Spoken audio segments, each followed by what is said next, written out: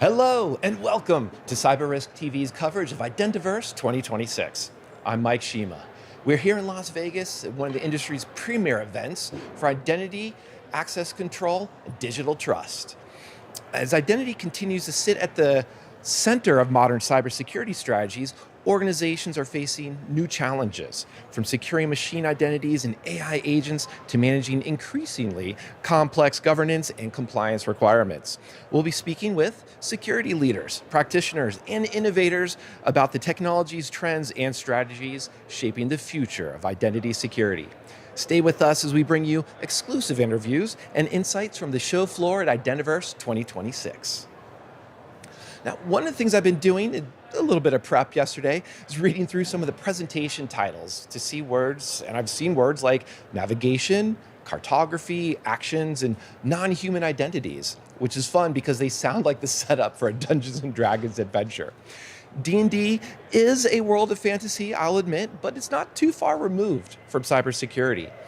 D&D, on the one hand, has bizarrely named creatures. Cybersecurity has bizarrely named APTs. D&D has made-up characters. Cybersecurity has to contend with made-up identities.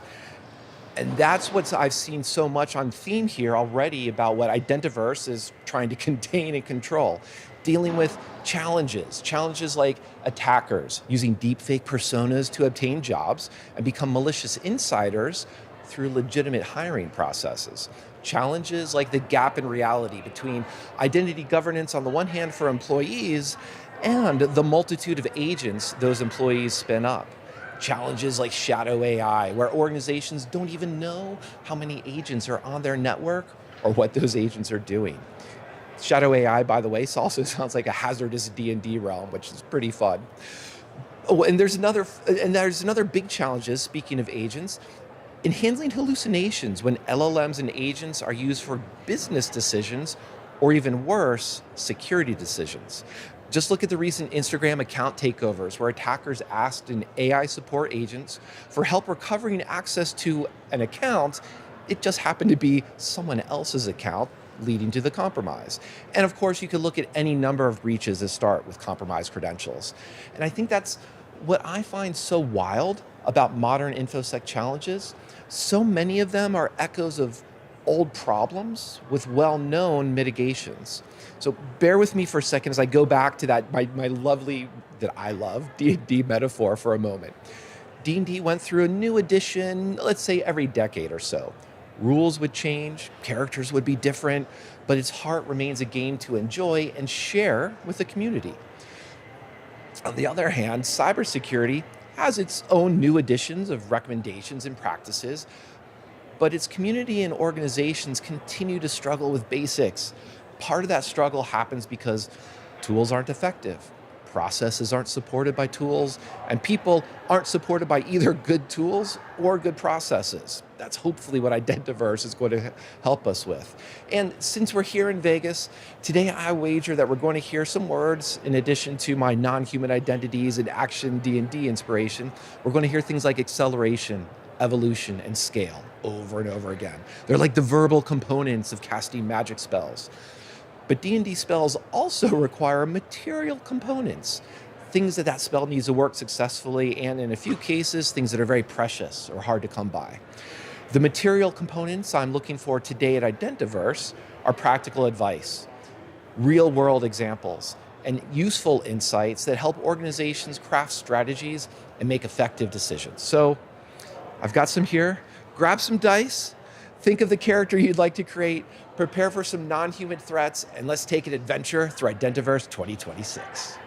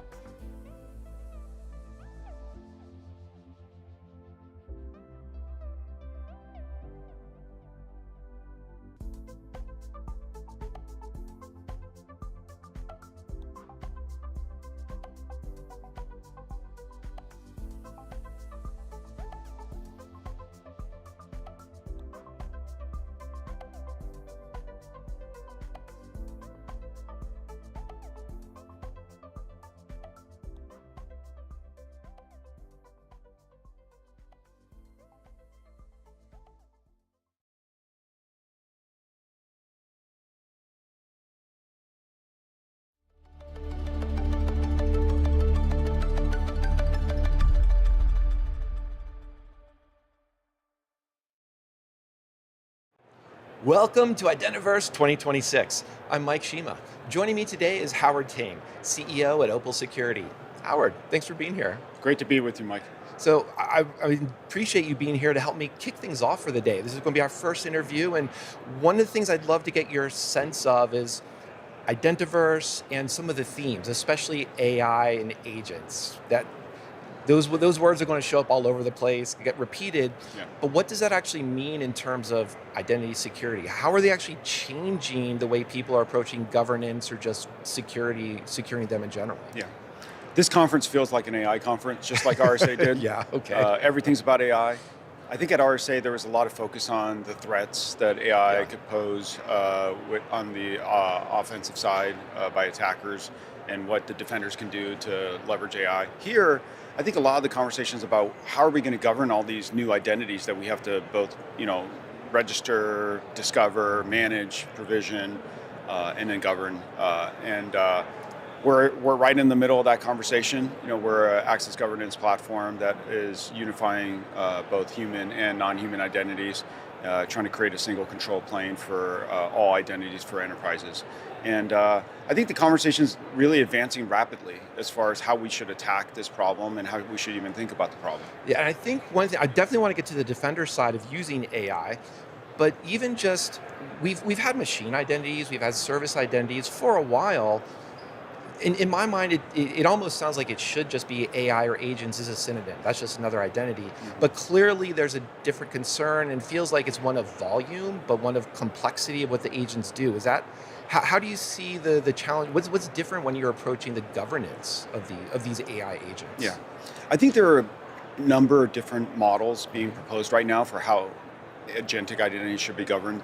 There's some people that think that we should just treat them like service accounts, and that's a starting point because we've had some history with service accounts and how we should manage those. But there's so many flavors of agents that we have to account for, and I don't think service accounts for all of them. Right? There are a number of accounts, agentic identities that are acting on behalf of humans. So we've heard of this term OBO, on behalf of. Yep. Okay. And so in that model, you really have to understand who's the human that provoked it or prompted the agent to act, and what's the accountability chain when in that scenario. Yeah. Then there are more and more autonomous agents that I think are going to arrive. And if you just think back on like autonomous long-running agents, if you will, in our consumer lives, I think the enterprise autonomous agents are going to follow a similar path. Like think about a self-driving car, which is probably the most autonomous agent we have in the consumer world. There's some people that think that enterprise agents should just be approved, all action should be approved by a human. But just imagine if you could translate that same concept to an autonomous vehicle, right? My vehicle, I have a Tesla, it's speeding up, braking, turning left, moving, Right. shifting itself, steering the wheel all the time. And there's no way that I could be there approving every single action. Should I change lane now? Do you want me to Exactly. merge at this exit? Exactly. What about this exit? What about now? None of that That's stuff. crazy. Yeah. It would render that product unusable. Yeah. And I think the similar thing's going to happen in enterprise agents, where we can't have a human in the loop many times when we're trying to govern what these agents are able to do, especially as we think about more and more of these autonomous agents. I think right now with coding agents, which is the most commonly deployed type of agent in the enterprise, having a user in the loop reviewing the pull requests that these agents are churning out, I think makes a lot of sense. But when we deploy other types of agents, I think this model breaks down. So we have to come up with new models of governance. And that's what scares me, because in agent coding, that's a point in time, but it's not that creating some code until it gets deployed. That's not a potential disaster happening. You have that human in the loop, as you said, that can be looking at this and, probably we shouldn't allow this code to go out. Yeah. But there's customer support agents. There's a lot of things that agents can take, as you were saying, these autonomous agents throughout the system. How are CISOs even looking at that? Because, okay, we can say least privilege, but is that going to work? Because we don't exactly know what the agent's really supposed to do. We can't, as you, I think, rightly pointed out, can't ask the human to approve everything. Yeah. That's got to be extra complexity about what these agents are doing. How do you even approach that? Yeah. So in the human world, I think we've centered a lot of our identity controls on what I would call pre and post access or pre and post action. So what I mean by that is we use IGA tools identity governance administration tools to provision the access, Yep. set the entitlements, and then we do an audit after the fact. After these humans have done their work, we check to see if the permissions and entitlements are still legitimate. That's usually known as a user access review, or UAR. We have some exciting announcements in both of these areas I'd love to talk about. But what most identity products don't do for humans today is sit in the middle, in the middle of this workflow, in the runtime, Mm-hmm. checking every time that a user Should this trying to do happen, something, right? should this Yeah. be allowed to happen. That's happening in the target system today, in the applications, Yeah. natively in the applications. I think with agents, I think we're going to have to do a lot more in the runtime. And we heard this in the keynote yesterday, and I think there's a lot of talk about what does that runtime authorization layer look like. It needs to be continuous, it needs to be contextualized, it needs to be checking every action that the agents are trying to take. So I think it's going to create a new control point that we need, because we need this control point to be in runtime, reviewing every single action that the agent's trying to take, and then making a decision about whether we're going to allow it or not, taking into account all of the context and analyzing the risk. Yeah, and it feels like, hopefully, it feels daunting, but I'm going to guess that a CISO would rather have, let's prevent this bad thing from happening, let's review at the moment, rather than have my incident response team go and figure out, oh, this bad thing, this action was already taken, should have even happened the first part. But what you mentioned there, continuous, happening in a runtime, you're going to burn some people out if you're doing that. So this is where I want to bring in that aspect. Is AI helping with this problem as well? And if so, how? I think it has to be AI managing AI. Just think about access requests today. If you do a just-in-time access request that many of our customers do, on average, they're waiting probably 15 minutes, sometimes hours, for that request to be approved. And you can imagine that's rough. If we have to have that kind of wait time for agent requests, it's going to break the whole workflow, because a lot of these agents have sub-agents that they need to prompt, and if you factor that in, the whole system design is going to come under pressure. So I don't think we can have humans in the loop approving every agentic request, especially since agents are going to be running at odd hours of the day. 3 a.m., for example. Some agent may be doing some SRE DevOps thing to update the production systems. There's no human awake at the time to approve that. So I do think we're going to need AI to manage AI. And I think one of the things that a lot of customers are thinking is they're using AI to shrink the funnel. And what I mean by that is most decisions are pretty straightforward. You should either, it's a clear allow or a clear deny. Just like most UARs are pretty clear, like these people still need access and these people don't. And I think what AI can do is really shrink the funnel of what humans actually need to make decisions on and what to review. And 98, 99%, maybe even more of the requests and the reviews can be done with AI. And I think the AI will continue to get smarter and maybe push that number higher and higher. Maybe it's like, 4 nines, 5 nines of the volume can be shrunk with AI over time as the AI gets better, gets more intelligent, understands the business better and better, and has that self-learning loop that I think all the AI products are being built with. And I think that's what you're doing, right? With you have AI assistant access review to say, this is, rather than have the human in the loop at every single point, it sounds like have the AI say, well, by the way, this one is here's an outlier. Here is something behavioral for that. That's probably another word we're going to hear a lot today. So Opal announced yesterday at the conference AI-guided access reviews, and we believe this is a first in the industry. And what's interesting is that most of our customers that use us for access reviews, the number one requested feature is bulk approvals, meaning they are not even taking the time to review each individual access entitlement and to decide yes or no. They just want to do a bulk. It's like, I trust all my employees on my team. I hired all these people. They're trustworthy. I just want to approve all this. And so it becomes a performative exercise a lot of times in most enterprises today. But what AI can do is take that performative exercise and make it a real risk reduction exercise, because we can then shrink the number of things that the humans actually review, but we shrink it to the right things. See, today, someone does a bulk approval, they're approving some entitlements that probably need to get a second level of review or scrutiny, but they're doing it because they just want to get it off their plate. What AI can do is like, okay, take all of the basic decisions off their plate and just have them review the things that really matter, the things that require real human judgment and context. Yeah, I was going to say that it can be so boring to be like, this is something that this person does all the time. They need to do that.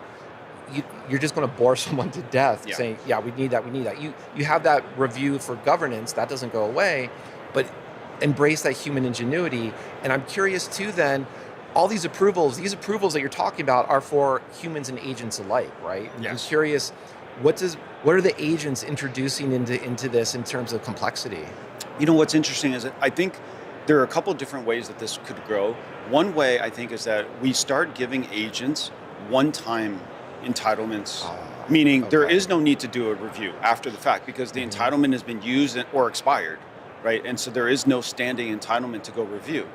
I think that's one way it could go. I think it's going to be a while before we get there. I do think that in the interim, there will be a need to review the agent entitlements, again, using AI to shrink that funnel of what requires the human review.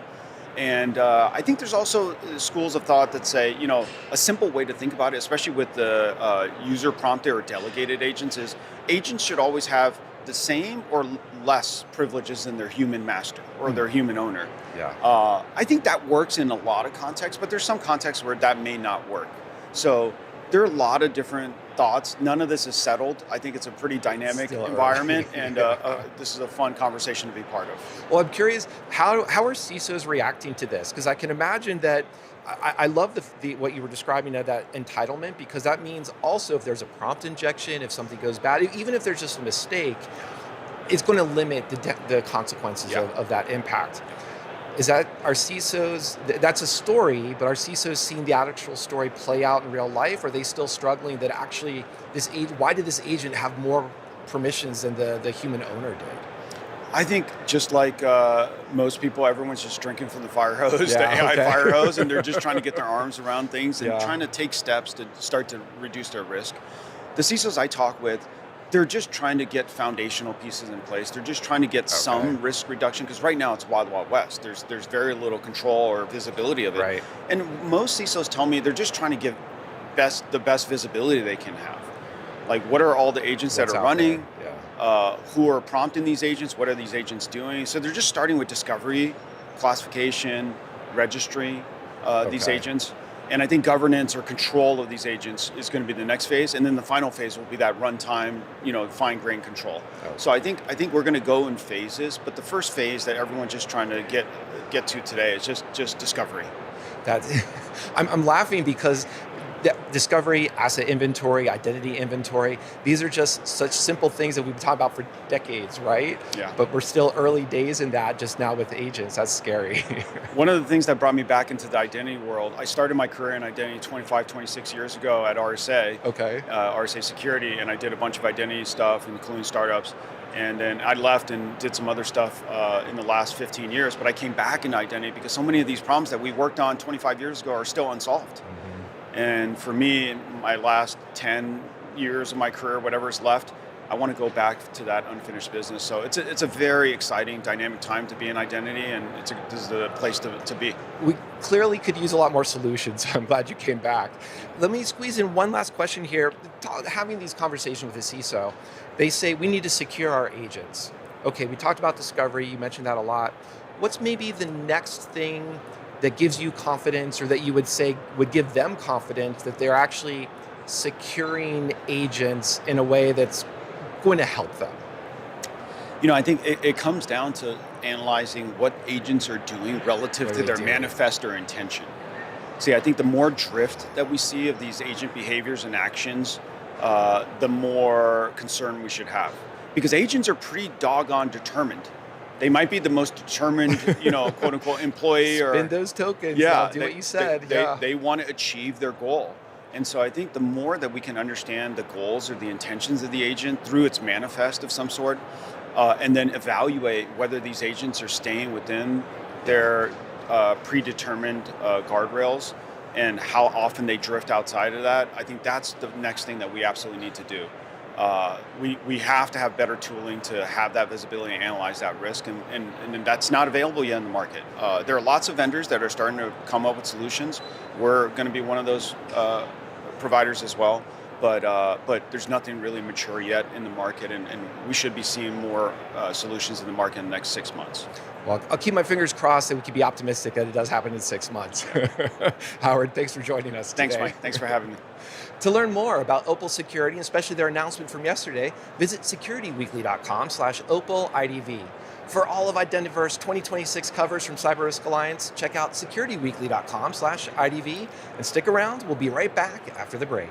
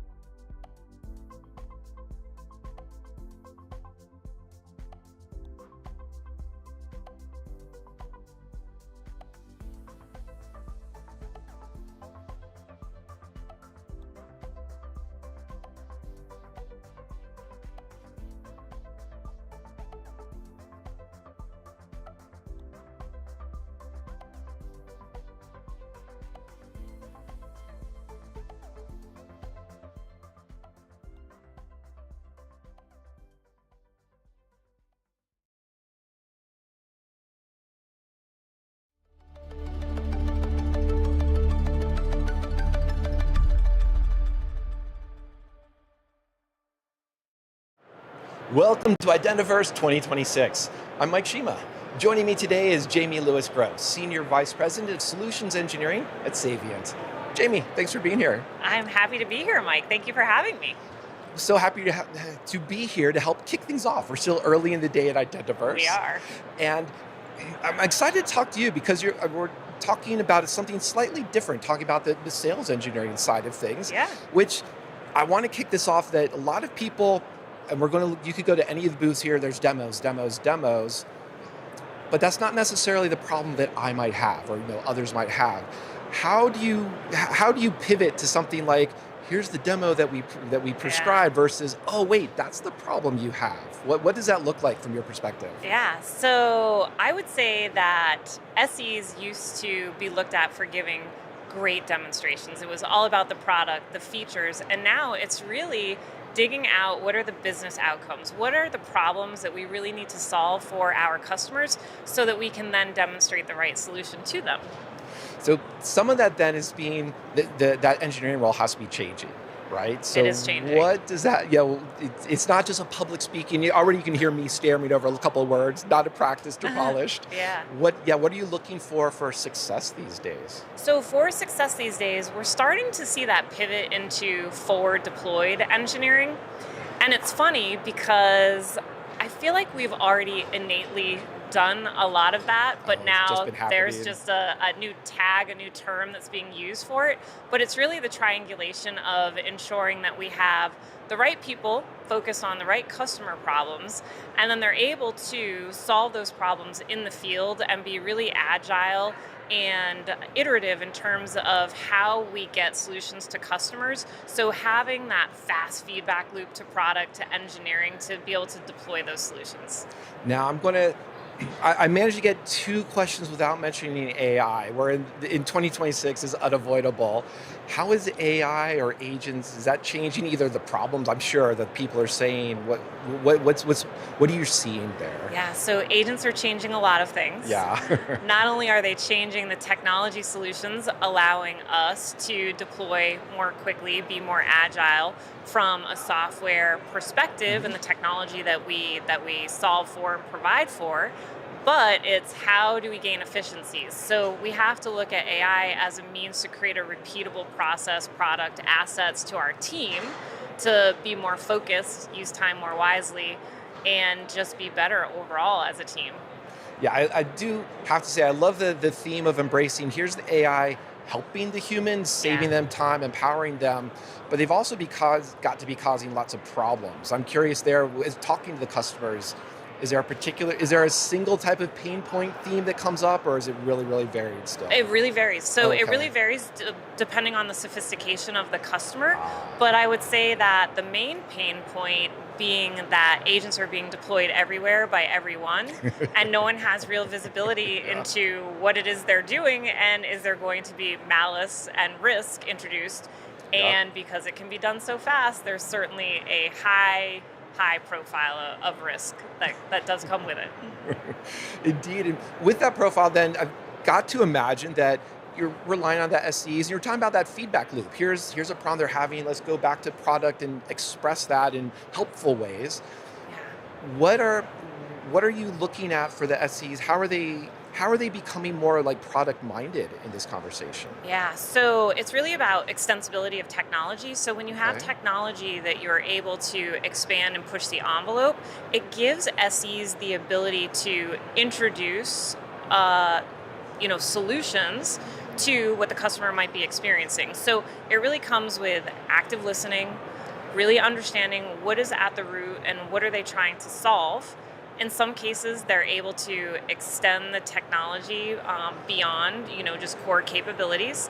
AI might enhance some of that, and then certainly, listening to the customer and bringing those challenges back to product to ensure that it then comes back into the core of the platform at the end of the day. Yeah. Now I know I don't know if you can necessarily name some customers, but do you have an example or two that could show how that conversation looks like, or what those problems look like? Yeah. So we have a number of manufacturing customers, and when you talk about supply lines. So you're manufacturing something, and so they're using AI to look at maintenance plans, look at efficiency of Okay. those lines. So now there are agents being deployed. So we're certainly working with customers to gain visibility, and we're looking at blocking those agents from performing certain actions at runtime so that we're not interrupting the supply chains and manufacturing. Because if you think about a line stopping, well, that has a That's direct effect. money, right? Yeah, that's money. It's all money. And that's one of the things too. I'm always curious about. One of my other just go-to questions within just cybersecurity in general is measuring something. Because how do we measure risk? How do we measure risk succeeding? And a CISO, of course, is going to be, that's what the board is going to be asking questions about. And you were just talking about Yeah. if that supply line stops, we can measure time very directly in money. Right. Jumping back to the idea of like that sales role, the sales engineering role, I Yeah. should say. How are you measuring successful people being successful there? Because it's one where you're talking about active listening. These are skills that don't necessarily easily quantified. Yeah, you're right. So things that we do measure that are very easy. So when you look at it from a sales perspective, it's you've engaged a customer in an opportunity, Okay. and you do a technical evaluation. Well, does that technical evaluation, do you win or do you lose? So very easy metric. How long did it take to win Okay. or lose? Now, the way that I measure my team beyond some of those key metrics are, what are you doing for the team? What are you doing that makes the team successful? What are Okay. repeatable collateral, assets, processes? And you're not just in it for yourself, you're broadcasting it out to the team so that they can reuse it and gain efficiencies and, solve a similar challenge at a customer in their region. Now, that's making me think of, I have a background also in product management, and there's a very classic saying of just, there's a difference between what customer wants versus what a customer needs. How does that get teased out in these types of conversations, especially with, I have tons of agents, I want to secure my agents. How does that get translated for you and your team? Yeah, so that comes with a very, very good discovery. So what are the open-ended questions that you need to ask to really get to what it is that they need versus what they think they want? Especially when they're looking at a number of different vendors, you can see all of these different exciting capabilities, but do you need that? What's the root of what you're trying to secure at the end of the day? Yeah, and that's got to be the case of just, no, a CISO just figuring out, here's my budget. How do I spend this budget wisely, right? Help me do this so that I don't get fired by the board, but more importantly, so I don't have to write that blog post that says, we take your security seriously, Yeah. but guess what just happened? Right. Yeah. So it's that constant, what is the risk? What is the risk Yeah. that, something could happen, and what is the impact of it happening? So we help CISOs prioritize these things. So it comes with, whiteboarding these activities and also understanding from all of the different stakeholders in a particular program what's important to them so that you can really determine the priority and fit it into what's available in their budget that's going to secure those needs. And I'm curious too, because I imagine you talk to a lot of CISOs, and as I was joking earlier, yes, AI agents, that has to just be mentioned within 2026. Yeah. That I don't think that's the only thing that's out there as a threat. What's especially in terms of identity? Is there something that's top of mind for a lot of CISOs as well? Yeah, so a lot of it is still that movement to modernization. It is the elimination of highly customized solutions, technology debt, and it's also leveraging investments that have already been made. So what are the synergies with other adjacent technologies so that they can bring all of those investments into, one primary area and take advantage of all of it? Yeah, and that, again, I'm smiling because I recognize just a lot of things of CISOs just saying, well, we spent this money on a tool, how come nobody's using it, right? Right. That's You never want a terrible. tool to be shelfware. And that goes back to need. Uh-huh. What is it that you need versus what you think you want? And then also taking advantage of all of the telemetry and other signals that you can get from adjacent technology to make your choices that you make more stronger and valuable to the business. And I'm curious too where you've seen, because even talking about You mentioned you didn't say the phrase, but I think it was build versus buy. Yeah. Here's the legacy. Should we get this tool or build this weird customized tool Yeah. that's in house that suddenly the team is gone that ever owned it and nobody Right. knows exactly how it works? Agents or AI coders, I'm just going to put out there, supposedly can replace a lot of these things. And I will say in some cases maybe they do. Yeah. But have you seen agents really changing the problem identification or the problem solving aspects yet, or how they're being applied? I think they're allowing people to be more autonomous in nature, so that you can use AI to solve problems, but at the end of the day, it doesn't necessarily. It's not a substitute for best practices. So, what are the best practices that you need to ensure? As you're building these things, but certainly I think build versus buy is going to be a conversation that happens a lot more, in the days to come. It is. I'm curious, in terms of conversations that happen as well, there's AI coding, talking about coders. Yeah. Especially this, it feels like sales engineering, especially, it's still very much an engineering part. How do we Yeah. solve this problem? I don't want to dismiss that at all. Yeah. I think that's important. But there's definitely the threat of, well, maybe agents can replace this, or agents can be part of this conversation. Is that coming up? How is that? Does that feel like a threat or a concern? What does the future look like there? I get asked that question a lot, and I do think that there are activities that it's certainly going to replace. I think when you think about looking at code and ensuring a high degree of quality of code, it's going to be able to make a lot of that more efficient. But you're always going to need people, and it doesn't replace the expertise of having done something and sitting in someone else's shoes across the table. Yes, and I appreciate that answer, because it feels like a very human conversation, a human element to be just that resonance of, oh, that's the problem you're describing. And those conversations can take a while through the active listening skill as you're describing that. Right. I'm trying to do this, trying to do this, trying to do this. And here are little pieces of that get boiled down to, well, fundamentally you're trying to secure one employee has 100 agents that they've spun up. That's what the problem is. How do you deal with that? Yeah. And the thing is, you can always represent the experience that you have. I did it this way and it worked well because of, or I did it this way and I ran into this issue. So, while there's a lot of logic baked into AI, it doesn't have personal experiences. Yes, and it's those experiences that help us train to say, we're going to improve on this, as well as, I tried to do this solution, but I made a mistake and it didn't work. Right. That's also a great learning example. I've gone through several of those myself. Yeah, I like to say that AI is really going to accelerate collaboration at the end of the day. It's going to accelerate collaboration between the engineering team, the product team, your customer success team, and your sales teams. And that's what it should do. Yeah, and I'm very much looking forward to a future of that collaboration still continuing. Yeah. Agents can be a little part of it, but yeah. having humans and having the conversations is good. It should help us collaborate faster, is how I see it. Yes. Well, I very much appreciate this very human conversation, Jaime. Thank you so much. Thank you, Mike. Thank you for having me.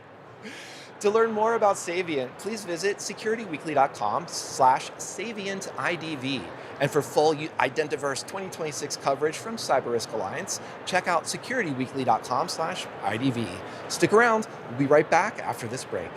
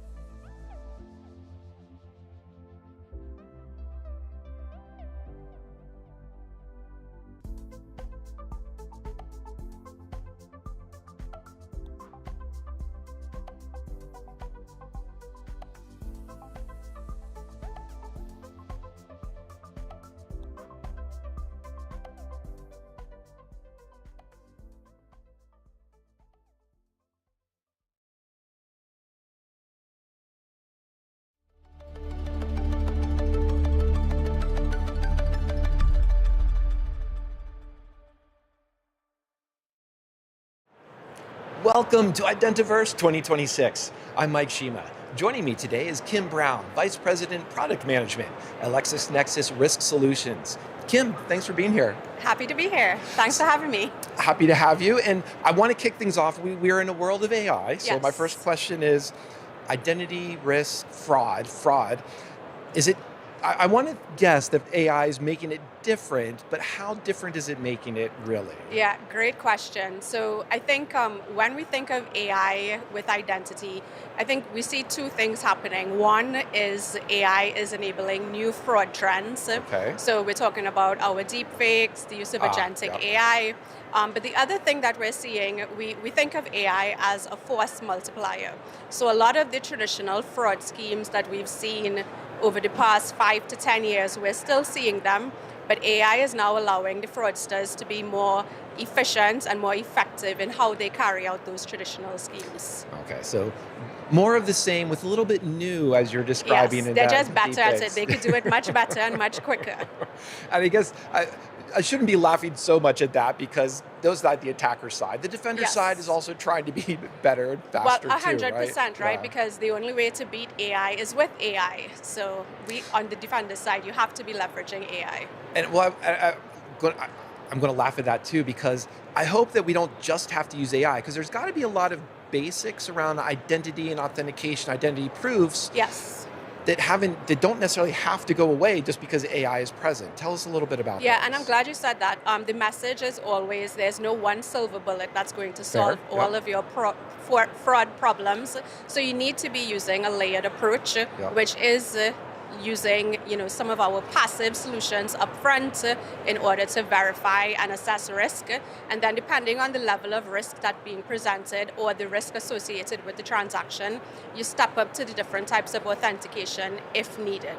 But we also want to make sure that you're taking that 360-degree view of the identity, so it is looking at some of the newer things like the device, the behavior, but then to your point, you still need to look at the traditional signals, your name, your address, your date of birth, and leveraging traditional solutions in order to do that verification. And there's an important point there that I want to emphasize a little bit, is that my mind immediately was going to just the idea of fraud. Here's a stolen username and password. But you mentioned that there's actually a life cycle of an account, start to finish, and it's much more than just a stolen password. Tell us a little bit more about that. Yeah, well, I like to think of it, the analogy I use is like the house, and there are various entry points into your house, your front door, your back door, your windows, and you need to make sure that you're securing all of them, right? And so thinking about the life cycle from the first time, so I work on the insurance side.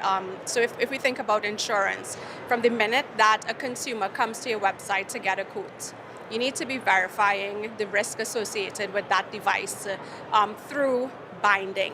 You want to make sure that it's a legitimate person who's buying the policy and not part of a fraud ring who's trying to launder money, for example. So that then once you're able to verify the identity on the front, a few months later or years later, if they come to file a claim, you've already done that verification up front. So now you have something that you can match against to see, is this the same person that bought the policy that's now coming back to file a claim? So you need to be able to assess the risk of the identity every time that they come to interact with you. And that's an important distinction too, because you're describing the business workflow. What are the points in that? Because as I was saying, if I just talk about the username and password being stolen, okay, fine, but those credentials aren't valuable yet to the attacker. Is that insurance fraud or healthcare? Tell us a little bit more about what those look like from that attacker. Why are attackers going after that? Yeah, and we used to think years ago that maybe insurance and healthcare were a little isolated from these attacks because there's not really a financial gain. When you think about compared to like in the financial services. Credit cards, but at the end of the day, what insurers have and healthcare companies as well is data. They have data on their consumers, and it's rich data. It's not publicly available data. And so what fraudsters do is they leverage the vulnerabilities within insurers and health providers' systems in order to gain access to get data which they can then turn around to continue to build out the profile that they've stolen so that they can then go on and do other frauds in other industries. So yeah, that's what's scary, and that's what that long-term efficiency that you were describing, that AI is helping them. Yes, exactly. And I think, when we think about the world that we're in today, I mentioned that no one solution is going to solve all of your problems, but one company can't do it on their own either. And so it's really important that we start thinking about how we share insights across industries, because fraudsters aren't they aren't industry specific, like I'm only going to attack banks or I'm only going to work in the insurance. They don't care. They find the areas of vulnerability and they exploit them. Yeah. Speaking of those single solutions, in my heart of hearts, I wish more people were using passkeys, for example. That's an improvement over the traditional username and password.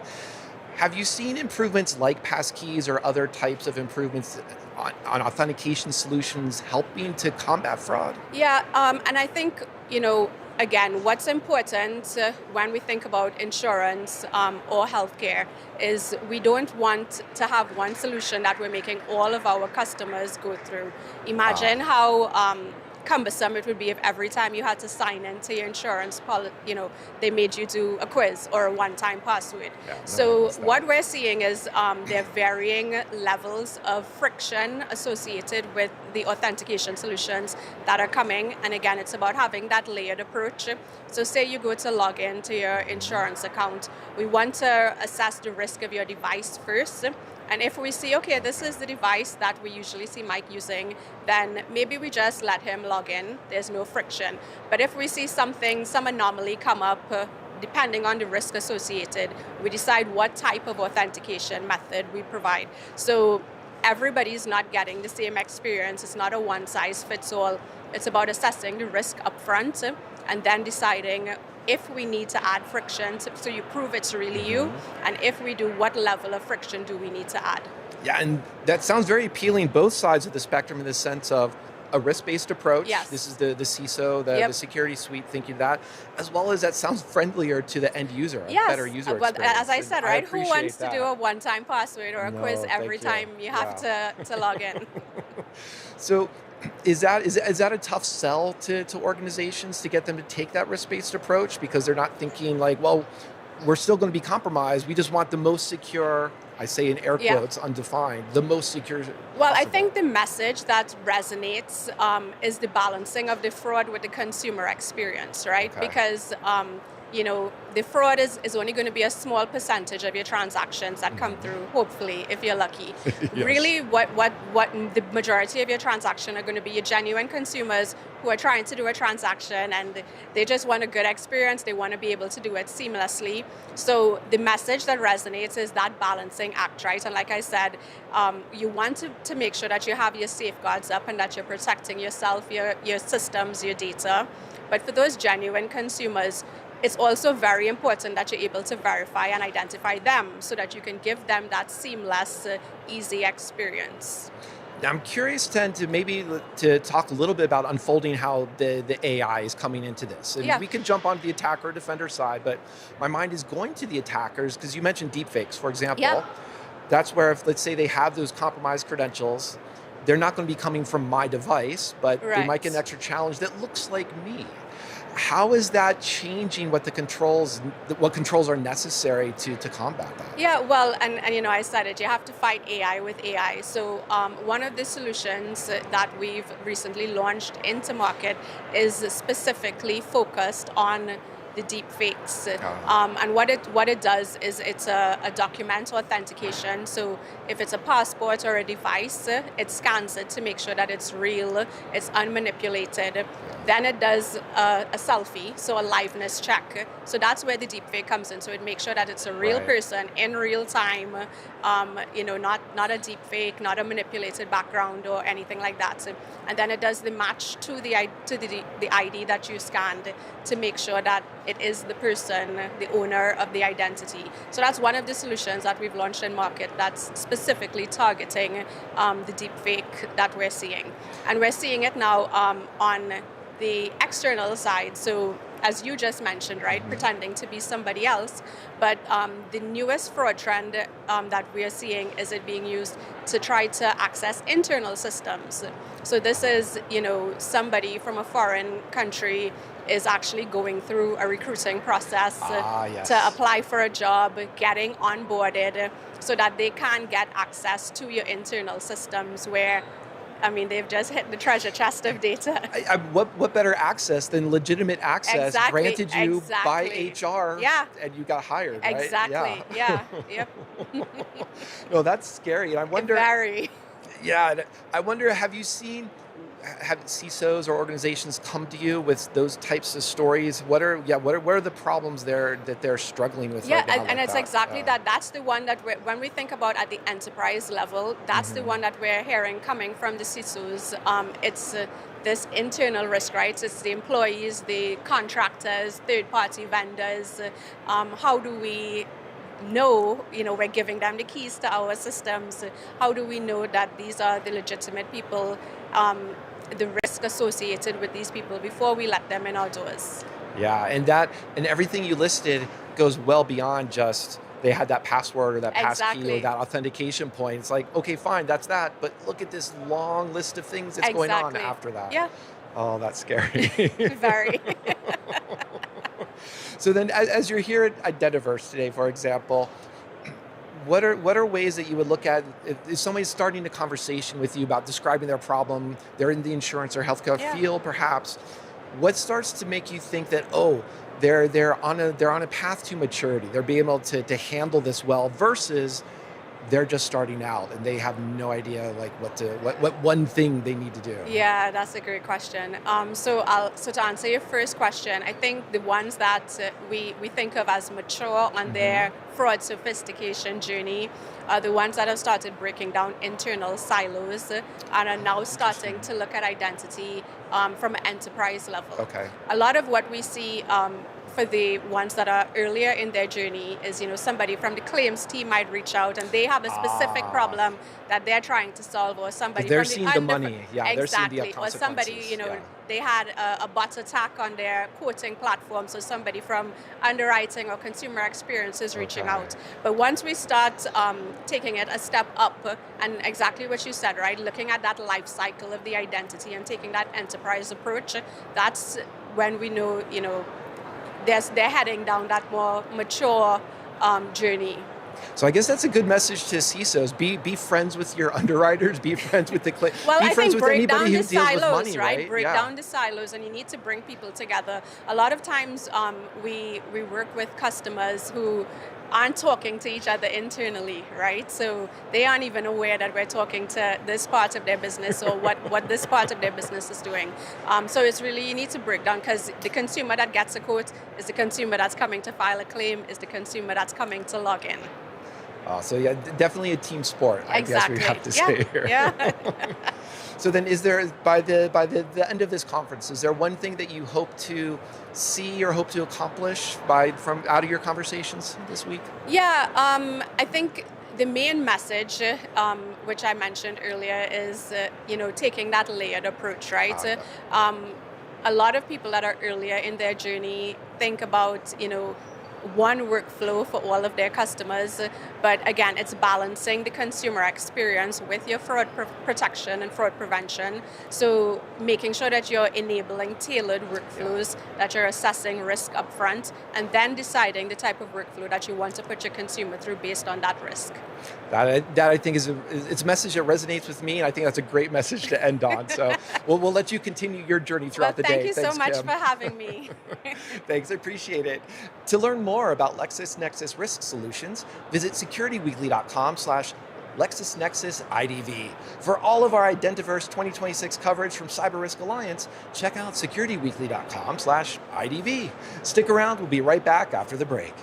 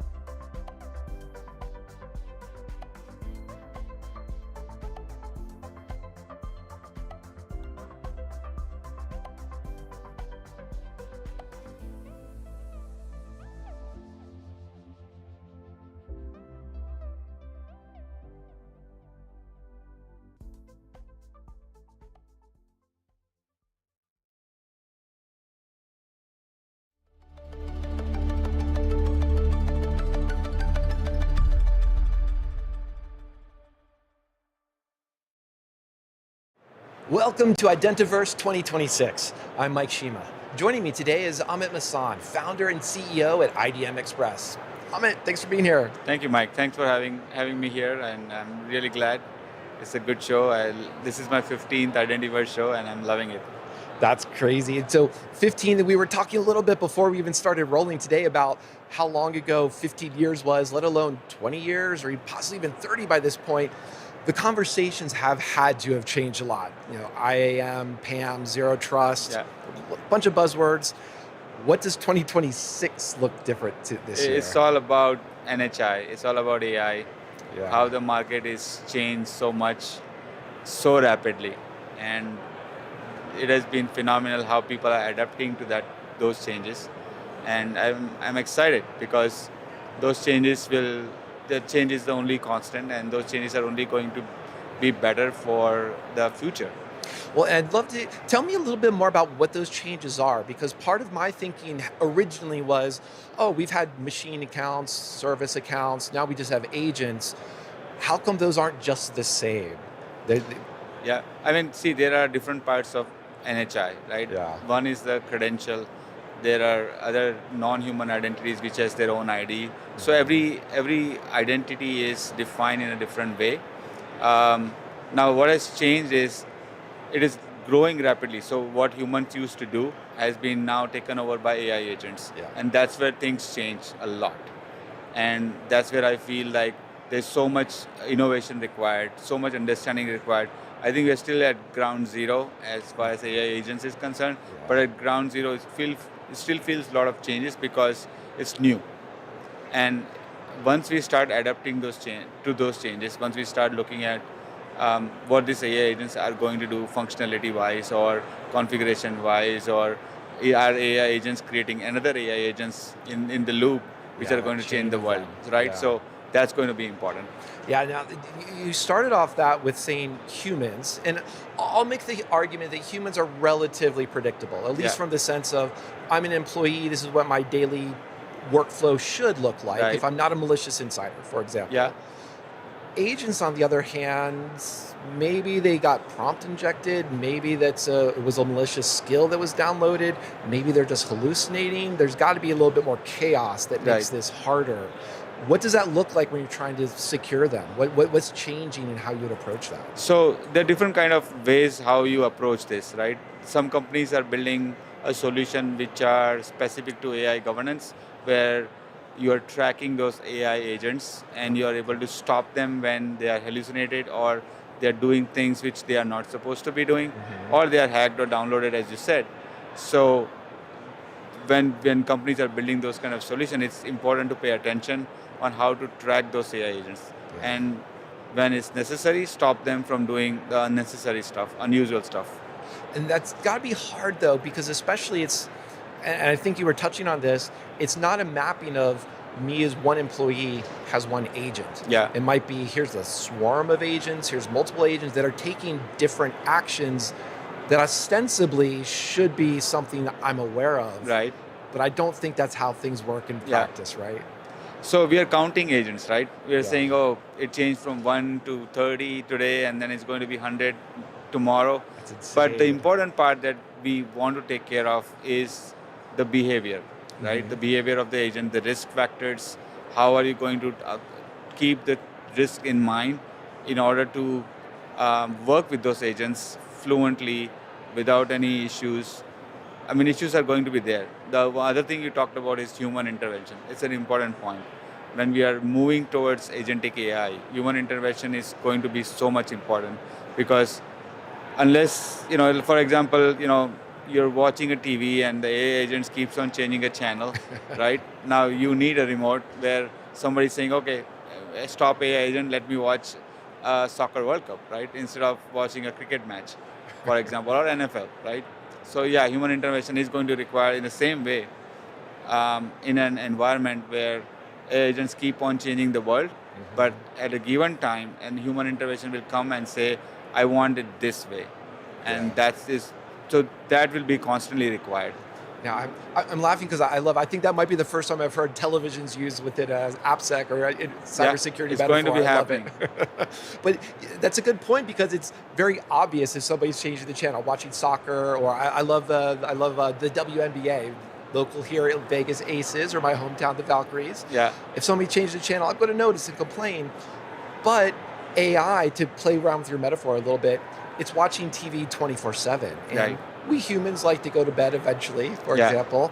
So how does that human intervention or human oversight, or let's broaden that to just say governance, how does that work if agents are running continuously 24/7? So this all depends on how you build it, right? So if you're building a solution where it's a workflow management, what human identity used to do earlier was who has access to what. Right. Similarly, there is going to be a world where agents have who has access to what, right? There is a fundamental behind that. So building an NHI solution, having the workflow management, having an agent connect to ServiceNow or Workday or Salesforce to kind of do the things what human used to do in the previous time, but now it's going to be all taken over by agents. So things has rapidly changed. I was sitting with a CISO last night, and we were talking the same thing. I'm like, what product do you have?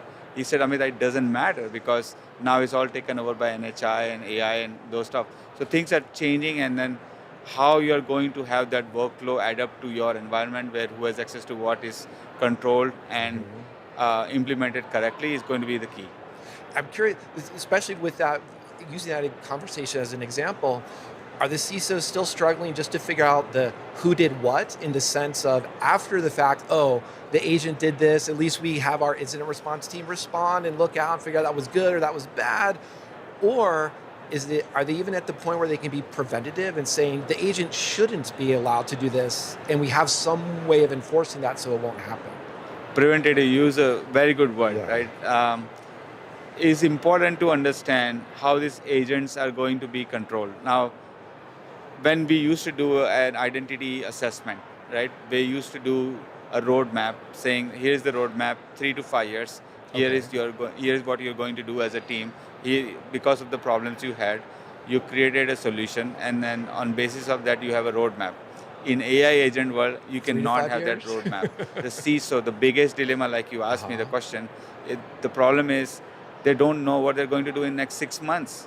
That's crazy. So the NHI assessments, continuously holding each other's hand. We have to it's like COVID, right? We didn't know what's going to happen next. Same thing with AI, agentic AI. The world has changed. It's a pandemic. It was pandemic. Now this is AI endemic, whatever that is, you call it. But you cannot predict what is going to happen in the next 6 months. That's the dilemma all the C-level executives are facing today. And that's where I think we as IDM Express want to come and help and see how we can change this world holding each other's hands. Yeah.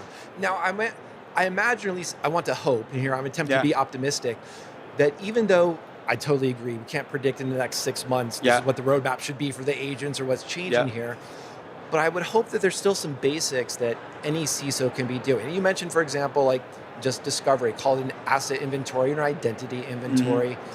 Is there another 1 or 2 things that are still the fundamentals that should be in place to help now the governance of AI go more quickly or more smoothly, or that can just happen in the first place? Well, it's a very good question and not an easy question to answer. But I think it's important to take a back step and say, okay, let's look at it from the holistic view, what these agents are going to do.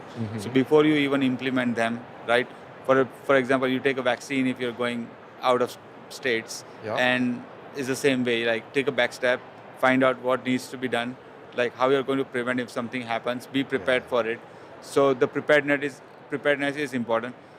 When you predict things will not happen, I don't think you cannot hope, right? You have to prepare. And once you prepare, then you are ready for the changes that are coming. Maybe you're not 100% prepared, but be prepared like 70, 80%. That will at least, hold you at that time that, okay, I was prepared for it. Maybe I didn't expect this 100%, but I can handle 80% of it. So the world is changing, and the preparedness is going to be important. And I would think that's part of the story of governance. Governance is, this is how we're going to prepare for how things should be. And there may be a gap, small or large, between how things really are. But let's go back to that 15 years. If a company had good governance, how difficult is it then to turn that good governance to pull in these NHI, these non-human identities of agents and AI? See, ultimately, humans created AI agents, right? And at the end of the day, if you have a governance body who was responsible for identity in general, whether human or non-human, and they are able to put in the process in order to, before you implement anything, if you have the process in place for a specific functionality, and then you can also, like you said, what else we can do? Go feature by feature. Don't try to boil the ocean, right? Go step by step. Once you go step by step, you will be able to figure out that, okay, at this step, this agent will act in this way, and they are going to control in that sense. And I think it can be, those challenges can be solved. So let's imagine tonight you're having another conversation, this time with a CISO, very new, very fresh. They're trying to figure out where to start. And what do I do is going to be the question they ask. What's your answer to help them get started here? I think same thing I said earlier. Okay. Just be prepared. Take a back step. And take a step back and find out what you did wrong. Or what the process has been so far. What are you going to do in next 3 months, at least from the process perspective. And then, before implementing, make sure that you are able to predict what those agents have done. Do a good POC. Okay. Do a good POC. Once you do a good POC, I think you're prepared for what's coming for you next. Yeah, and now we were already talking just a few minutes ago about the difficulty of predicting that 3 to 5 year roadmap, 6-month roadmap. Good luck. But there's got to at least be something that you've probably seen people underestimate or make mistakes about. What's a good mistake? What's some advice you would offer up to avoid that underestimating or that mistake that people have been doing recently? I think what happened is the mistake that people did. I would say everybody started adopting or buying a Claude subscription, for example, or OpenAI or Copilot, whatever that service could be. Nobody predicted that these prompts will cause so much expense, which was out of control, right? Yeah. So for example, out of 100, if 60% was your AI budget, you still overspend by another 20 to 30%. So that's what painful. Left with IT is 10%. You have to work only with 10%. So that was not expected. So did you keep enough buffer? Was your buffer more than 100%? Did you add that additional 20% on your buffer in order to kind of say, okay, I don't know what's coming. I am prepared for additional 20%. Maybe I can use in this way or that way. And maybe they could have prepared that way. Maybe going forward, if anybody is starting their journey, start from fresh, they have to keep that buffer of additional 20 to 30% budget, so that if something goes wrong, they can use that. If somebody loves a Claude or agentic AI subscription and they keep putting the prompts, they're going to be charged with heavy bills. But I love that example because so much of cybersecurity boils down to risk management, which easily translates into where are you spending that money, because that's where you're either preventing, hopefully, or you're seeing the losses. Paying attention to that token spend or how that is happening with agents is going to be important. And I think the important part that everybody is going to see is there's a lot of consolidation going to happen. I think I am seeing a lot of consolidation coming, even in NHI space. The products which are new are going to be challenged with another newer products, and that will ask for consolidation. And we are going to kind of see the world where people are not prepared for what is coming. No. Yeah, I'm curious to see when you hit year 16 next year of Identiverse is probably going to be a completely different conversation, right? Yeah, absolutely. And thank you so much for all the questions, and I look forward to solving the agentic AI problems for the world. No, thank you. I know everybody has limited budgets of time especially, so thank you for spending the time with us. Appreciate it. Thank you, Mike. To learn more about IDM Express, visit securityweekly.com/IDM-IDV. For all of our Identiverse 2026 coverage from CyberRisk Alliance, check out securityweekly.com/IDV. Stick around now. We're going to be right back after this break.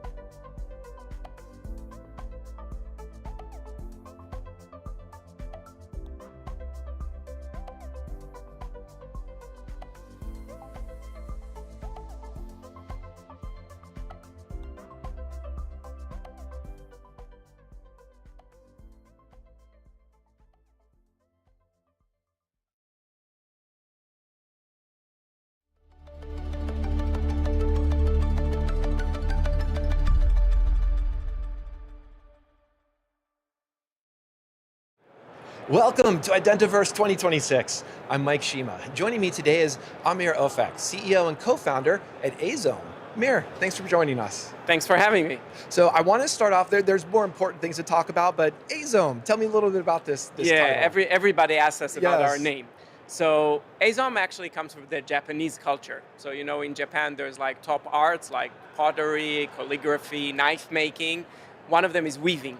And the process of dyeing the indigo color that a lot of Americans refer to as Japanese blue is actually called Azome, or in Japanese it's pronounced Azome, which would be hard for others to pronounce. So Azome is really the process of dyeing the indigo color. It's a very, very laborious process. There's 48 different shades of indigo, and you need to keep doing it. And it's all kind of a living organism of no chemicals, of course. It's all natural with a lot of enzymes and sake and everything involved. And then at the end of the day, what you get is this kind of shades of indigo, which is in Japanese culture is used for the samurais as an auspicious protection on their clothes. And that's kind of what we are doing.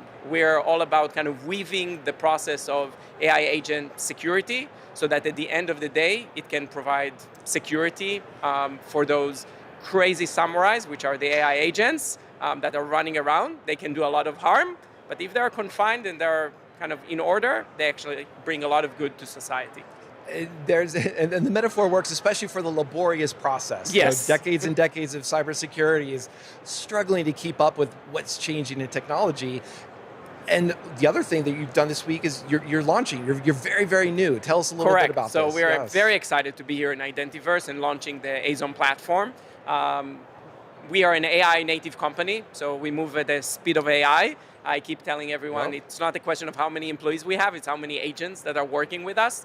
And we have just deployed our Azome platform. The Azome platform is all about making AI agents accountable. Going back to this samurai analogy, making sure that those samurais are in order, that they're actually bringing value to the business.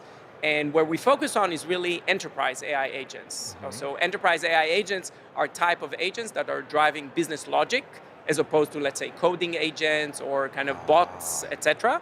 And those, I believe, are the future of the agentic world. Agents that will drive HR processes, finance processes, warehousing processes, all of those kind of enterprise-grade workflows and activities.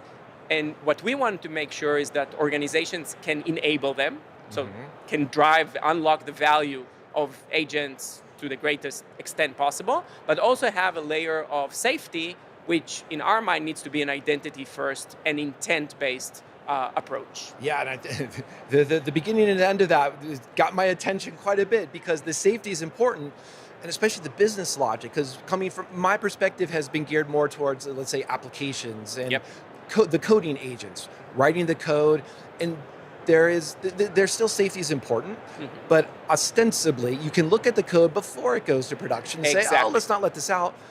But an agent in charge of business logic making the decision, lots of bad things can go wrong there that are consequential and cost the company money. That sounds too scary. Tell me a little bit more. Like how are CISOs especially reacting to this? So enterprise agents are far more powerful to the business. They bring business impact, but they're far more, in my mind, dangerous than a coding agent. So you said rightfully, like a coding agent, the developer owns it. The developer is a savvy person that you would wish that understand like how the agent is built, what it's supposed to do to some good extent.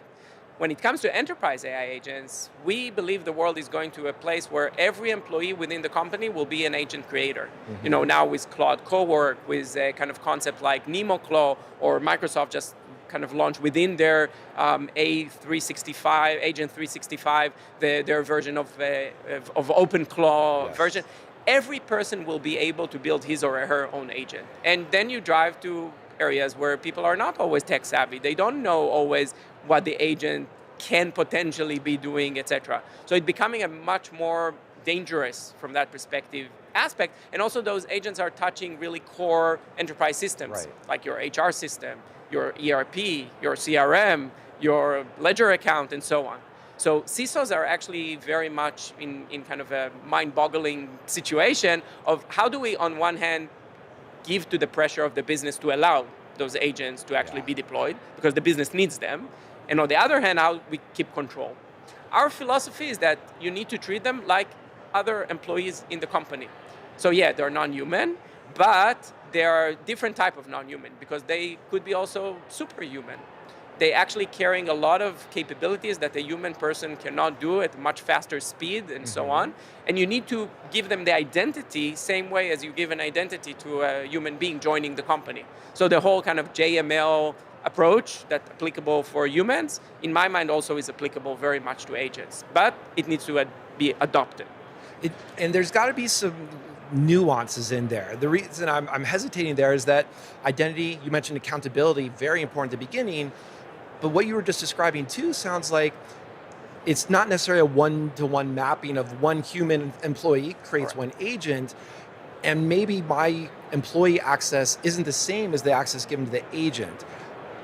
That sounds kind of hard to swallow from an accountability perspective as well. How are you seeing that unwind? How are you trying to corral that and contain that? So yeah, you touch exactly the point. Like agents do not behave like on a one-to-one basis. So the moment there's, let's say, an HR agent or a finance agent, there's multiple people that can actually use that agent. Yeah. The real combination of the user with the agent, with the target system, that three-layer combination, that's what builds the context of the identity that needs to be assigned to that agent in that specific context. Of, let's say, person A gets agent versus person B gets that agent, the agent will not be able to expose the same information because each one of them has different permission, and the agent gets like a different identity for that specific context. Okay, so that's how we look at it. Yeah, and it almost sounds like hybrid identity. It almost sounds like that's what's evolving here from machine to service to non-human to hybrid. Tell Bingo. us what this, it is really a hybrid identity. It's not a kind of proper human identity, and it's definitely not what the industry calls today NHI, non-human identity, even though agents are non-human, because non-human identities are more gearing towards machine, towards deterministic approach. They don't have this combination of user and agent like we spoke about. And of course, with the human part, it's much easier. They're very kind of assigned to a specific person with a specific role, and that's it. With agents, the combination first is really what matters, the context that the agent is running with. But even more so, those hybrid identities, what they need to be addressed with is the intent layer. And we can double down into that as well. But I think intent is really kind of the next level of what makes those identity agents much, much, much different. And that's where, let's definitely jump onto that, because intent, I hear that, I think this is what the agent was supposed to do, or here is the access that it needed within the world of actions that we expect it to take, but that still feels fuzzy. That still feels like I want to have some policy that I can say exactly, this should happen, this should never happen. You're smiling. Help me out here. This is worrisome. So why intent is so important for agents is because agents change over time. So an agent that you build 8 a.m. in the morning, not necessarily is doing the same task 8 p.m. in the evening. 8 a.m. in the morning, you build an invoice reconciliation agent that is accessing your finance systems, your SAP, your ledger account, and so on. Driving invoices. 8 p.m., all of a sudden, that agent is trying to access your HR salary data within the company. That was not the intention of that agent. So you need to know about it. You need to know about before it accesses that data. Just the initial intent of the agent to try and get some permission for Workday or for some HR system, that already should trigger some kind of intent drift alert. And the other aspect is that the intent can change very, very quickly over time. But how do you know the original intent? That actually is fairly easy with agents. Unlike human beings, that the intent is in their brains, and I don't know of anyone that knows how to read minds yet. Not yet. But with agents, the intent is in the prompt. So you can actually read the prompt of the agent. I would like to find all of the invoices that have not reconciled in the last 30 days and ship it to my HR, to my Sounds PA, a very etc. business workflow. Exactly. You can read into that prompt and understand what's the intent of the agent. So then you can monitor that and see that constantly the agent is doing things that are aligned with that original intent. And that's kind of the unique well, I'm trying to kind of explain it in a simple way, but the complexity is in the back. The complexity is really in underlying the intent from the prompt and really constantly monitoring so that you can highlight any drifts early on.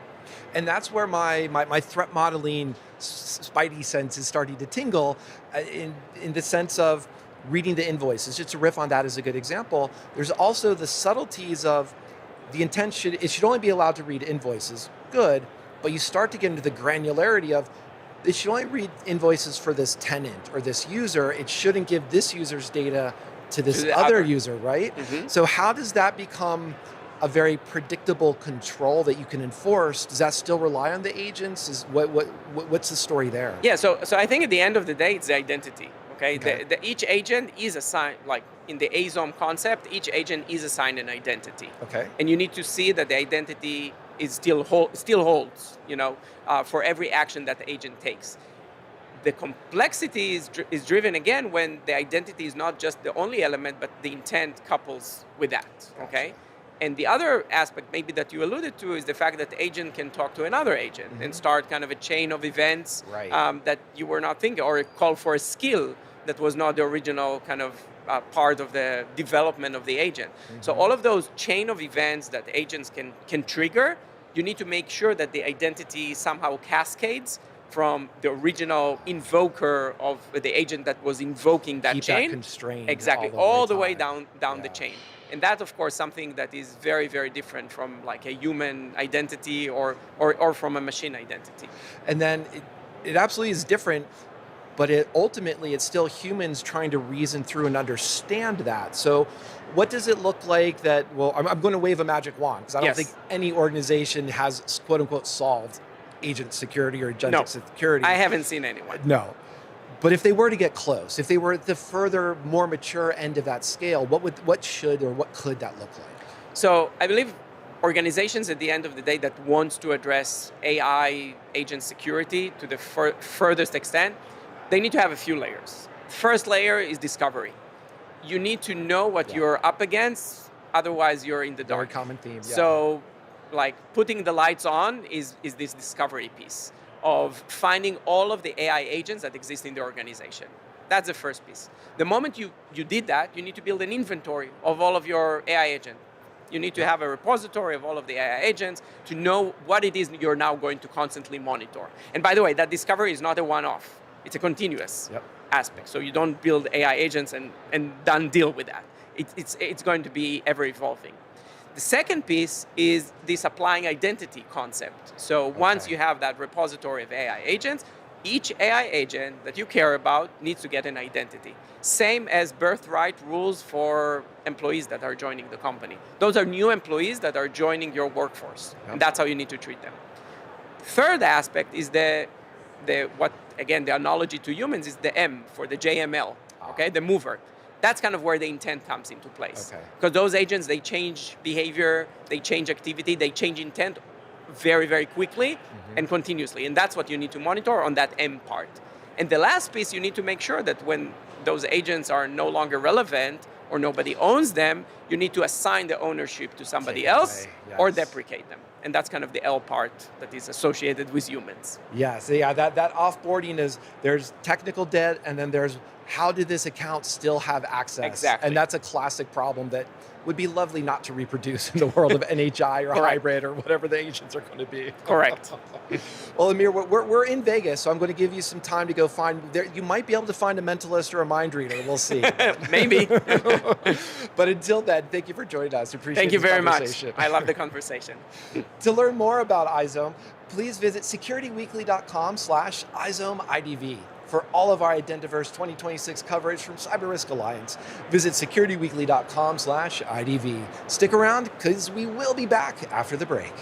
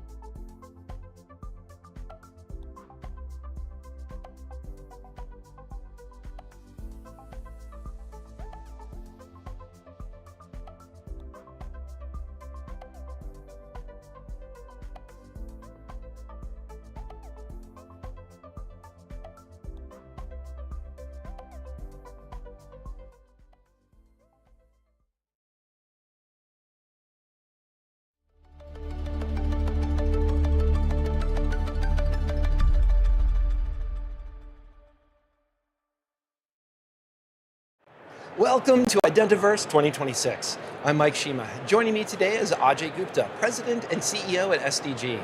Ajay, thanks for being here. Thank you. Appreciate it, man. So one of the things I'd love to get a chance to talk to you about is a little bit of, let's say, economics or just the value of platforms. Now that's pretty generic, but identity platforms have been around for several decades. And even before we get into AI and agents, how do people continue to struggle, or why do they continue to struggle to get the full value out of a solution that they buy, when identity platforms are one of those solutions that pretty much everybody has? Right. Well, I mean, identity platforms have been around for a long time. Yeah. And, when they first started, they were really around access provisioning, authentication, compliance. So largely, in some cases, even a back office, administrative, and governance platform. But the challenge is that identity platforms touch every aspect of the business, and they impact every process. So unless organizations give it the full scope of and attention that it deserves, they never get implemented fully for them to realize the value. So part of it is that it's a complex problem to solve. Part of it is that it's the payback is not very obvious. When it doesn't work, it's obvious. It is sure, obvious, but of course. Payback, yeah. It was the old saying, right? Nobody thanks the building when they flip the switch and the lights come on, but people do complain about it when the lights don't come on. Yeah. And now, in these days, if we, in addition to people complaining, we could get AI and agents complaining. I'm being a little bit facetious, but to your point about the history, there's on-prem platforms, right? Then cloud, that added complexity.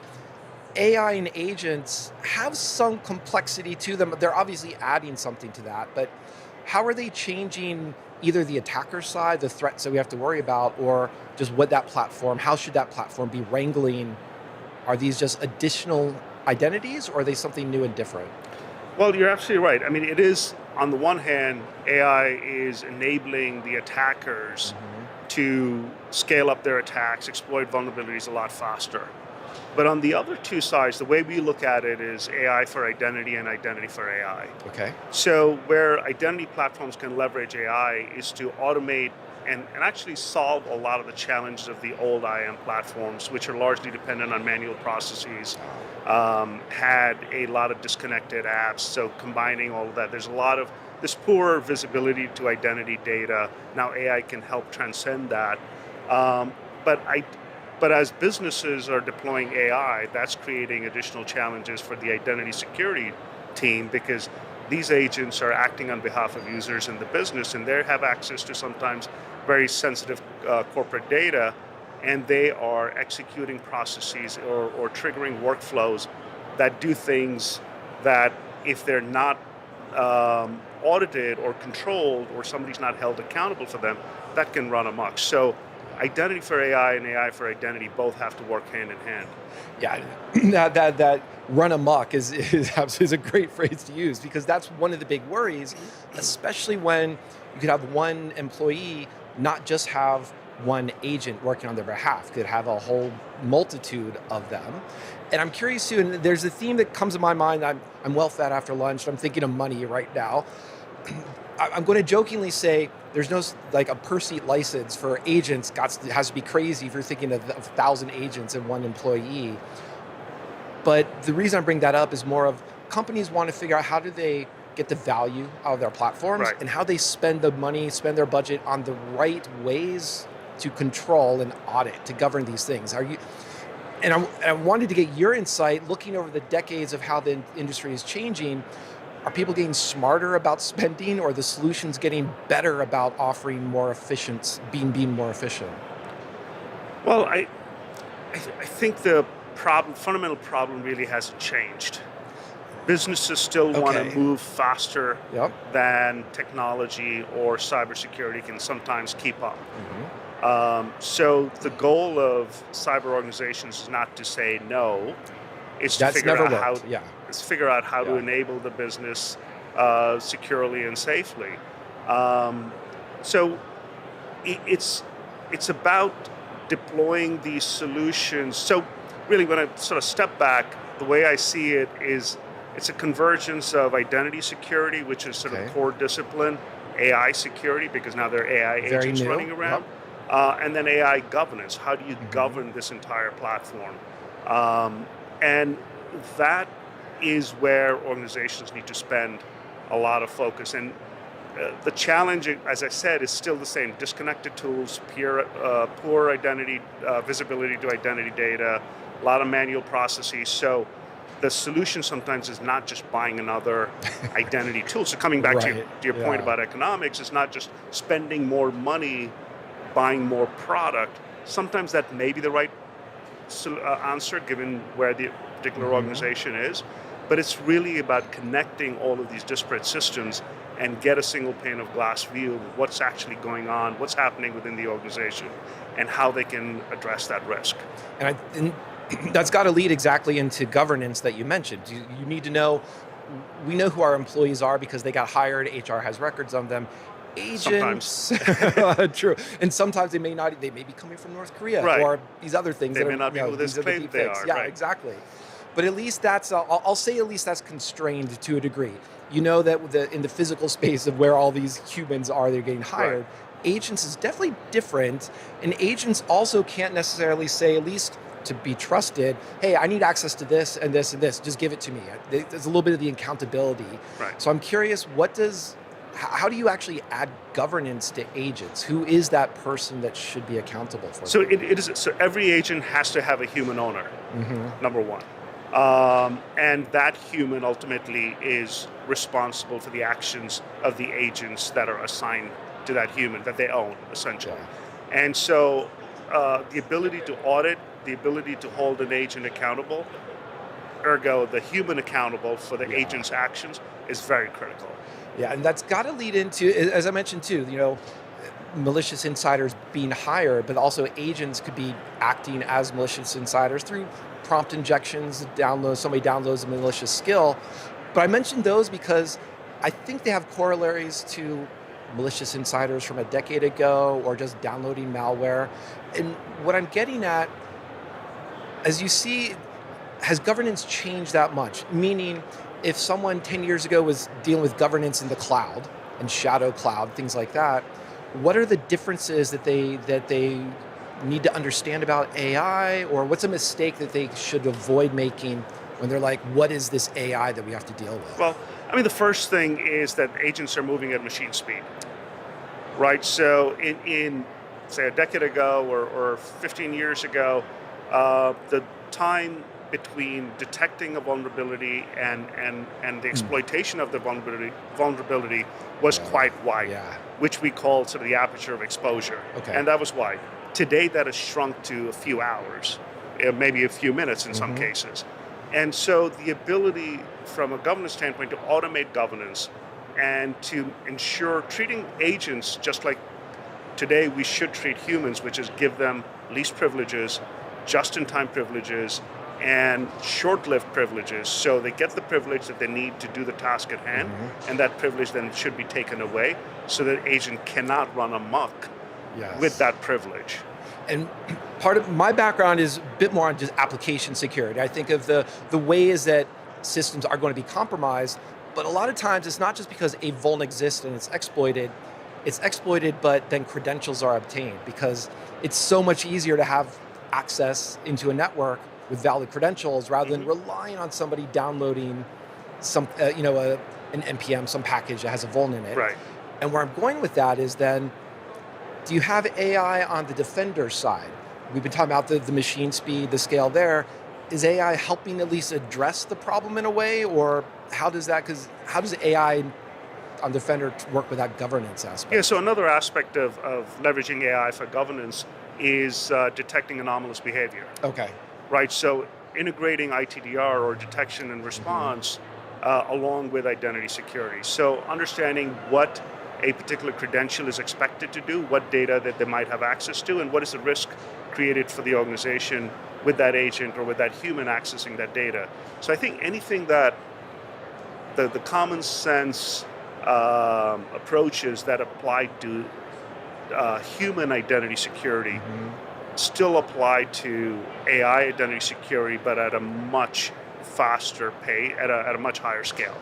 Yeah, and part of that, I'm curious, have you seen either CISOs or just from directly your direct experience too, the idea of the governance, I don't want to mischaracterize it too much as an after the fact type of exercise. Here's an agent or a human that did something, should they have done it? And the reason, but damage has been done. Is there an element there that becomes more preventative? Is AI helping to actually say, this is a just-in-time credential and it's ended? That's a good thing. I like that. Is there a better, is the story with that kind of credential becoming better now with AI? It's just becoming faster, and then the power of AI is processing data.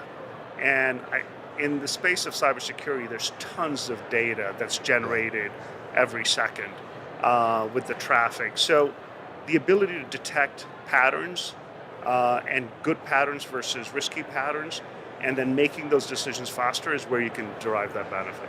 And that's got to be the appealing then for a CISO, because their question is, as you say, machine speed. That's a term we're going to hear a lot more of that this week, I'm sure too. They still need to be informed about decisions. So I'm trying to frame this question as, we can't give the CISO or that, whoever's in charge there, machine speed data at machine volume, because you're just going to overwhelm them. So what does it look like for one of these identity platforms to give them the helpful signals? I'm not sure. I'm trying to think of just basically it's that idea of going back to value. So you were very rightly, I think, pointing out, here's anomalous behavior. That's something that's helpful. What is something else that can lean more towards, here is what the platform provides in the sense of discovery, identity, or inventory. Discovery, ownership, and then governance. And then governance. Yeah. I mean, those are sort of key tenets. And then, within that, of course, there's, AI-enabled processes to speed that up. But it's not an easy task. There's no easy button in identity security, unfortunately. No. And I wonder too, then, if you were to maybe fast forward just even 6 months from now, somebody is starting off with, let's say they had a decent story with their cloud environment, their services, their service identity, machine identity. What would you hope to see as they're describing how they've approached agents? What are they doing that would give you confidence that, you understood the problem and they're addressing it in an effective way? Well, I mean, if they had a good story with machine identities and API security, so essentially other forms of non-human identities, then they're pretty well positioned to tackle the agentic onslaught, if you will. But it really, I think, having that awareness and I guess humility to know that this is a huge risk to the organization, and this is going to create the kind of challenges that most organizations have not dealt with in the past. And approaching this with that sort of pragmatic view, I think, is really critical.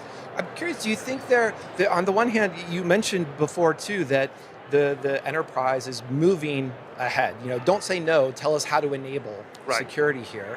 And they're ostensibly doing this because they see benefits to the business. Have you seen those benefits show up in the security side as well, or is security just still following through and saying, AI is helping the business, but AI hasn't really helped us yet? No, we're seeing that in helping security as well. I mean, especially in the SOC, I think AI is helping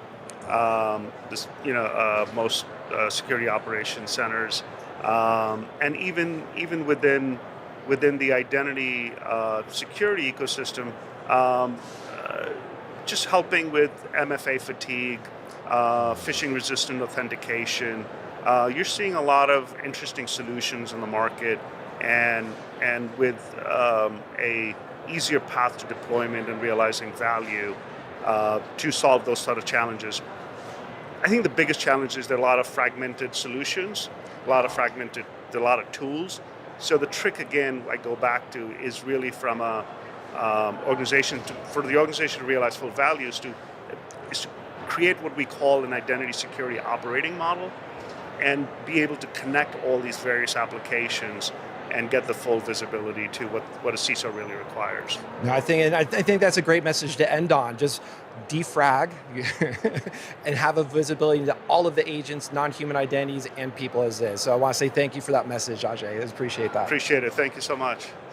To learn more about SDG, visit securityweekly.com/SDGIDV. For all of our Identiverse 2026 coverage from CyberRisk Alliance, check out securityweekly.com/IDV and stick around. We'll be right back after the break.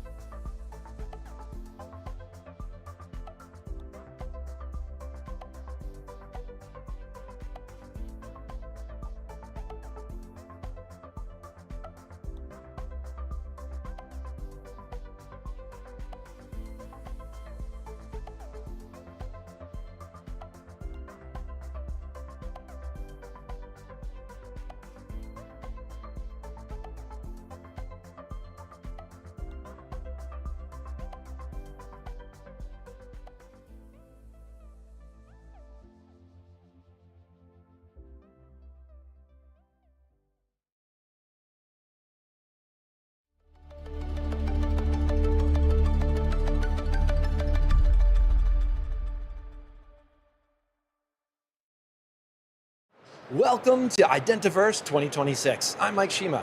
Joining me today is Itamar Appelblatt, co-founder and CEO at Token Security. Thanks for being here. Yeah, it's great to be here. Thanks, and thanks for pronouncing my name exactly how it sounds. So that's great. Thank you. I wanted to make sure I get that right. Awesome. So one of the things I want to get exactly right, let's see if I can do 2 for 2, is secure all my agents. How do I do that? Easy question right off the top. Yeah, I mean, I think that's the main conversation of today's conference, right? It's the entire theme. Everybody's having everybody's this. speaking Yes. about AI and AI security.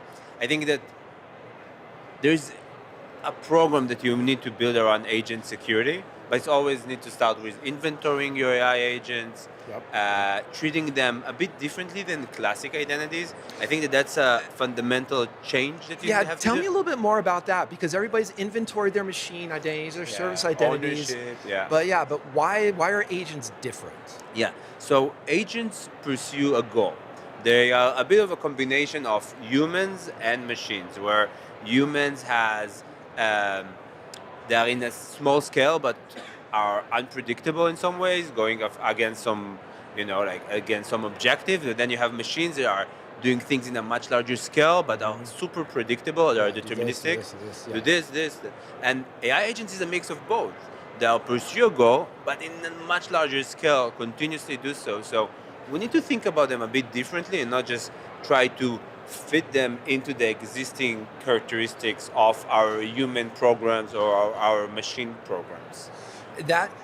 And part of that then makes me, the other hard part of that is, what does least privilege mean for an agent? Because that's a classic identity challenge, but now is there hybrid, like mostly least privilege, least and most privilege? We have to make up a term? Yeah, look, when we started, when we thought about this privilege, we said, okay, easy. Let's look at the past and try to predict the future. Let's look at what the identity we're doing in the past 2 years, this service account, and say, okay, did A, B, and C, so let's restrict it by that. But it's not working anymore. So forget about that. Static least privilege will never work for AI agents. So how do you do that? You need to look at the goal of the agent, and then scope the permissions based on that.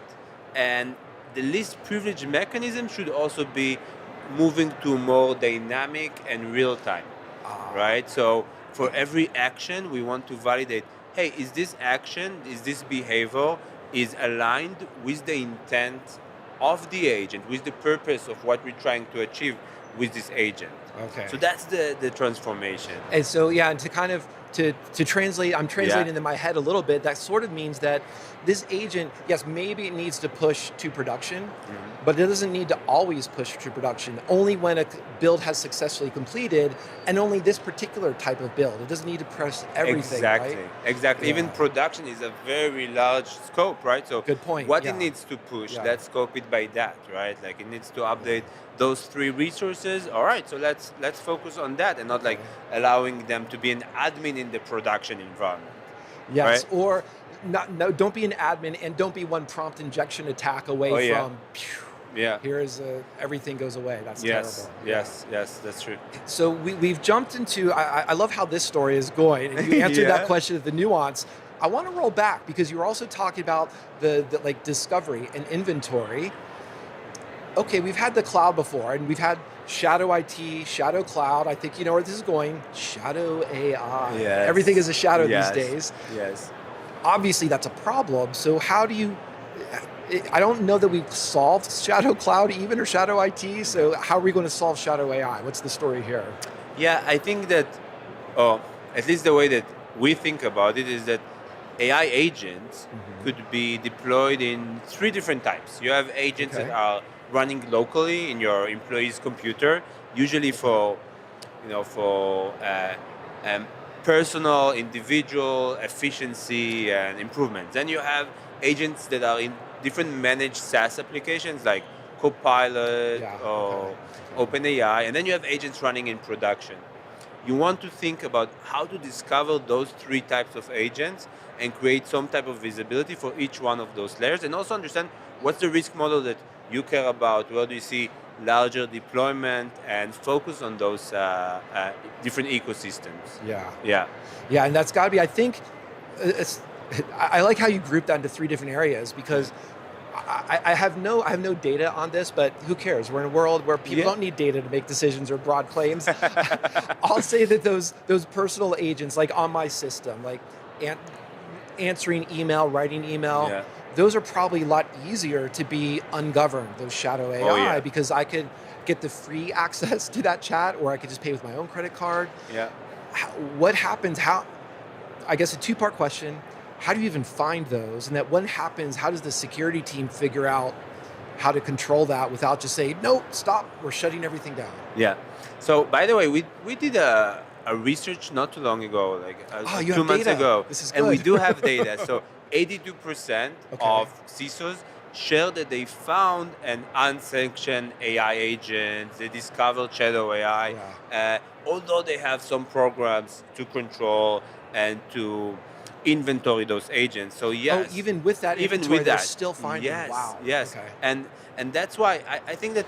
So for local agents, so let's say that I'm having Cloud Code, it's being installed in my computer. So the only way to give visibility for that is looking into the local endpoint and monitor the processes, activities, and also EDR interactions and file system in order to map those local agents, so OpenCloud, Cloud Code, CoWorld.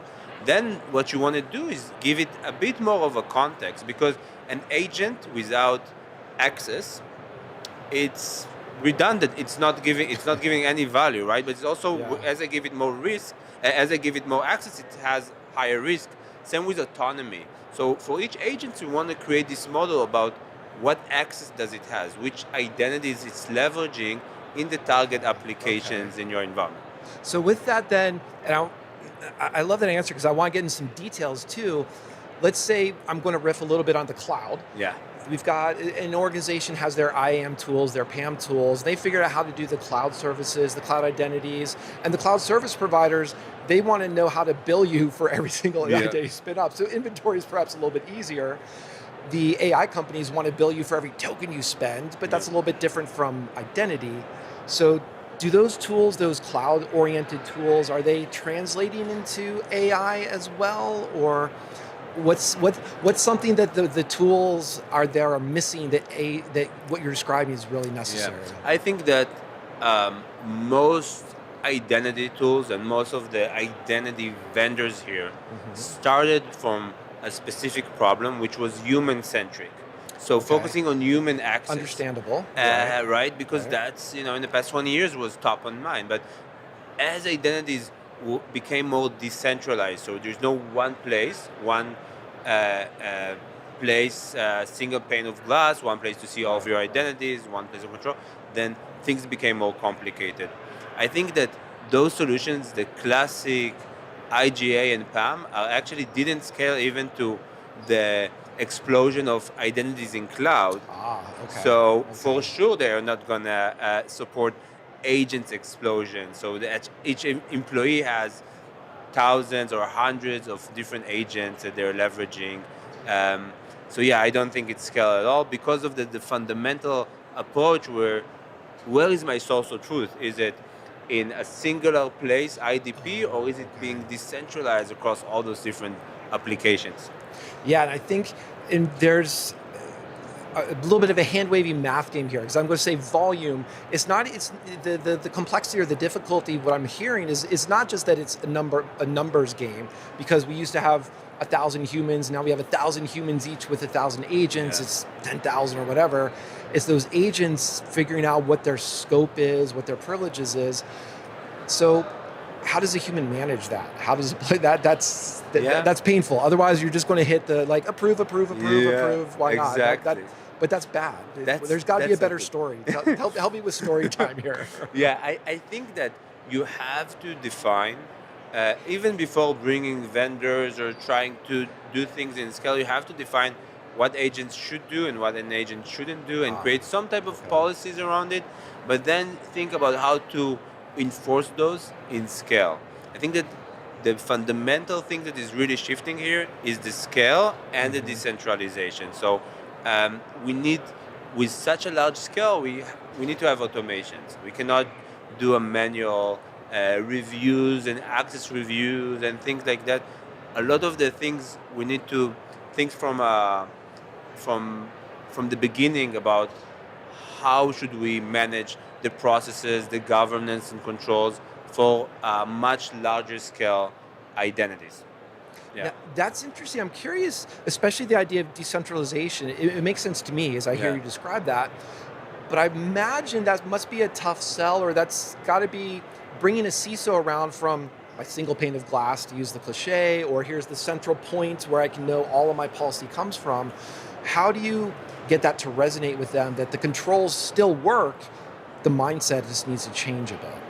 Yeah, I think that just asking them how agents are being deployed today in the organizations makes them start to think about, okay, wait, I cannot just look in Okta and ask, hey, show me all of my agents, because they're managed in so many different places. So I actually think that in terms of education, it's not so complex. Also because every SaaS vendor in today's world is having some of the AI story themselves, so they have their own agent suite. Very true. So so they just need to think about, okay, I had Shadow SaaS, Shadow IT in the past 20 years. It's because of this decentralization, right? Yeah, and I'm curious then too, as you see, what do you often point to as a success story, or let's say an indicator of success, when an organization is able to follow the advice that you're giving now? What does that outcome look like? Yeah, so it starts with, I know about all of my agents, and then I start to have a life cycle management processes that are continuously and automatically, right? So right now, a lot of CEOs and CIOs are pushing AI. So what you see is a lot of those experiments. So how do I deactivate a dormant agent? How do I just find accountable, least privilege that we talked about, all those processes, but in a much more continuously and automated fashion, and not just like knowing about this list of endless problems that I'm not going to solve by myself. Yeah, and I'm smiling because I'm thinking of, from an application security perspective, often dealing with tech debt or legacy systems or old systems that who knows where the original developers were. And you're describing this life cycle of agents. Have you encountered agent debt so far, or organizations where these agents are running, but the employee has left, but the agent didn't get spun down? Yeah. Agent created by an off-boarded employee is a phenomena, and we see it quite often. That's so scary. Also, agents are using old school authentication mechanism. We actually saw an interesting phenomena. We saw that because of the agents' adoptions and a lot of them running locally in employees' computer, we found a lot more of secrets, exposed secrets, credentials that are just being stored, plain text in the endpoint, which was something that we thought is shrinking over time because of vaults and other things, is now actually expanding. So that's an interesting phenomenon. Oh, wow. Yeah, that's scary, because I would have hoped that we've gone to the protecting our secrets management, but history doesn't repeat itself, but it rhymes, right? It rhymes, so, right? Yeah. What rhymes is my password is. Yeah, I try to think of that. Well, if history were to repeat, let's say next year, next Identiverse, is there something that you would hope to see that most organizations have matured in some way, or at least something that they're understanding about agents much better? Yeah, I think that a year ago, when we spoke about AI security and agent security, a lot of the mindset was protecting the AI from what it says, right? So policing the prompts, what the AI can reply, what the AI cannot say. I think that next year, I hope that people will start to think more about what the AI can do and not what it says, because we are using the frontier labs models, and this is their job also to improve the response of those models. So we need to focus as an identity folks more about what the agents can do and how to guardrail that. Yeah, I love that, because it's what the agents do, that's where the risk comes from, that's where the consequences come from. And that's what, on the security side, we hope to avoid. Yeah, exactly. But I'm glad I didn't avoid this conversation. This was very fun. Thank you, Tamar. Thank you so much. If you'd like to learn more about token security, visit securityweekly.com/tokenidv. And for all of our Identiverse 2026 coverage from CyberRisk Alliance, check out securityweekly.com/IDV. Stick around, please, because we'll be right back after the break.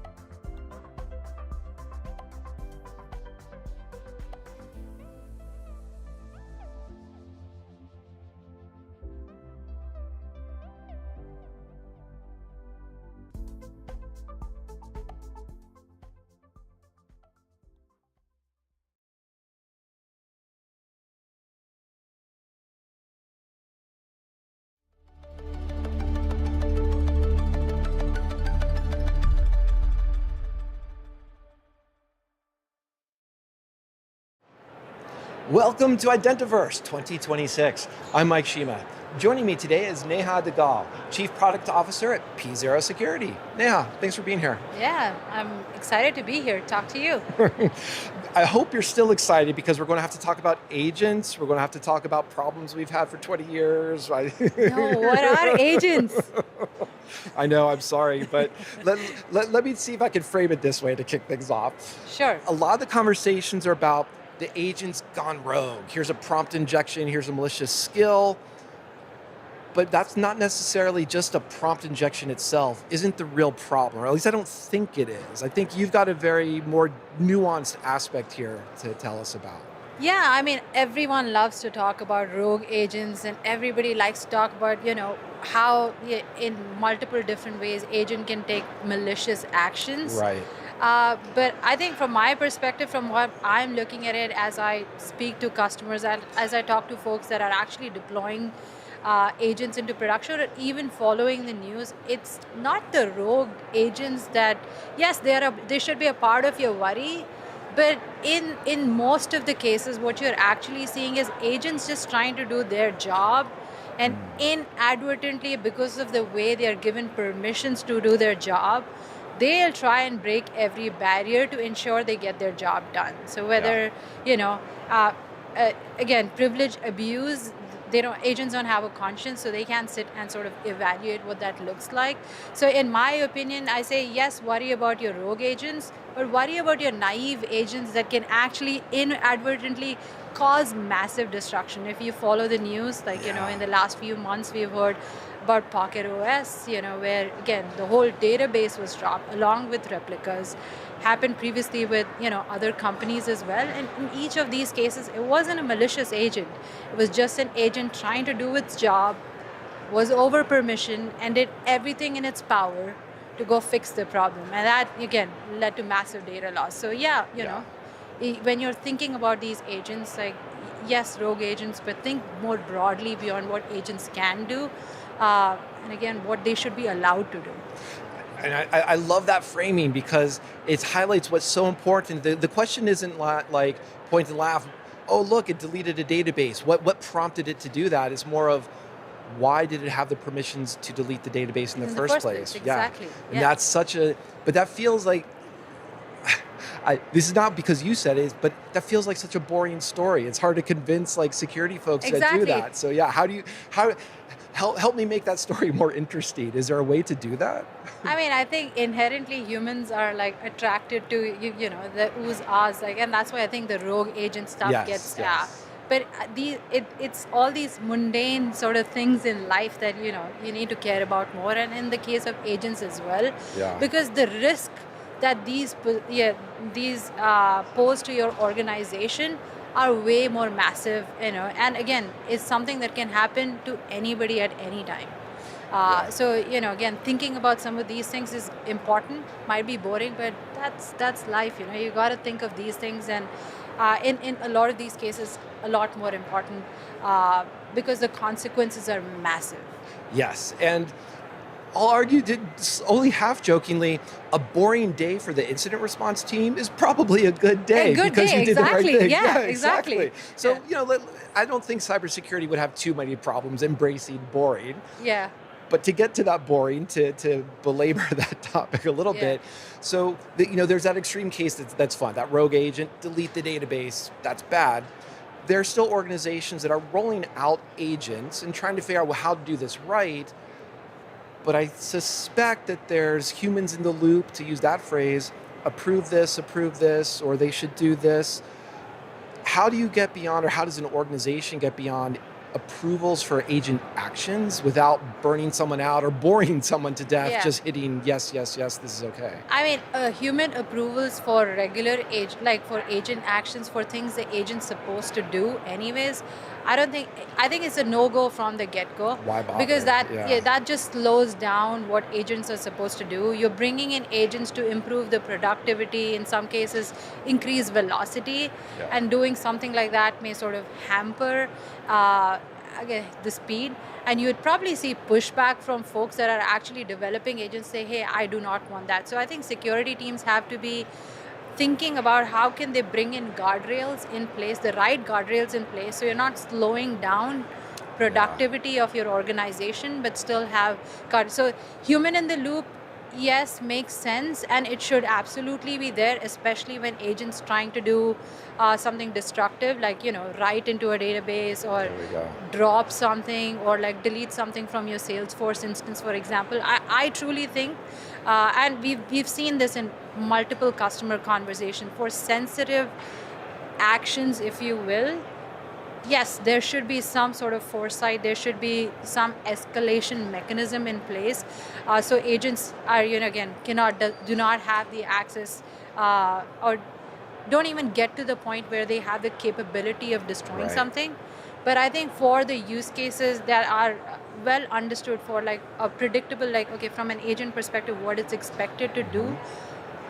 Using, again, you should have tools and guardrails in place that can help evaluate the context on what the agent's trying to do, who's trying to take that action with the agent, should be able to evaluate that and be, allowed to be given the right sort of privileges when it needs them, so they can still do their action without introducing that friction of like, hey, every action must be approved by it. Yeah, and that theme of bother the human when it's important, or when it be a consequential, not just for mundane things that are boring, but that's what agents will do. They'll do a whole lot of boring things on their own and give us time to do more interesting stuff. Velocity is more of the essence when it comes from an agent perspective. So I think in the case of agentic, it's you have to be cautious of, like, you're not slowing the system down, but from a security perspective, still have the guardrails to ensure that the agent is behaving or is, sort of doing actions within the confines of what should be normal behavior, and anything outside of that is flagged for explicit approval. Now, I want to riff on that idea of the guardrails that you've mentioned, and there's a strong history of that in the sense of cloud, for example, and just teams building out guardrails for humans to deploy securely. Why not do the same for agents?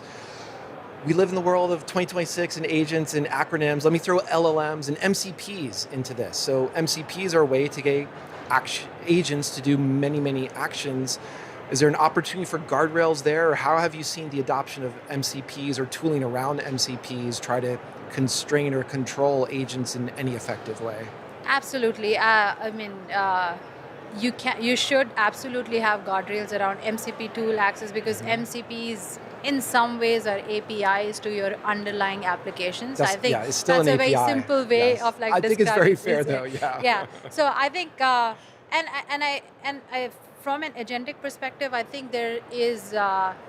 You should think about the MCP tool access is absolutely important, but from an agentic perspective, I think you need to look more broader than that. Like, yes, having that MCP tool level authorization, if you will, is important. But at the end of the day, like, what application it's accessing and what privileges the agent should have in that app once it passes the MCP tool level is equally as important. And as we have these conversations with customers, there's multiple patterns that have emerged. Folks will either, from an agent perspective, just because they want to deploy stuff faster, may give its, over permission service account identities, or inherit the human user that's calling, like their over provision identities. And as we think about how you should think about your agentic applications and what policies and guardrails you need to put into place, you want to look at those identities to the concept of the human user or the identity that's invoking the agent, create that sort of that blended identity and look at like what that identity is trying to do in the system, and then have guardrails in place for should that blended identity have that MCP tool level access. And if the answer is yes, then ultimately the authorization is to the backend application. So that blended identity should never have any standing privileges to the backend application. Salesforce, it could be a data store, Snowflake, what have you.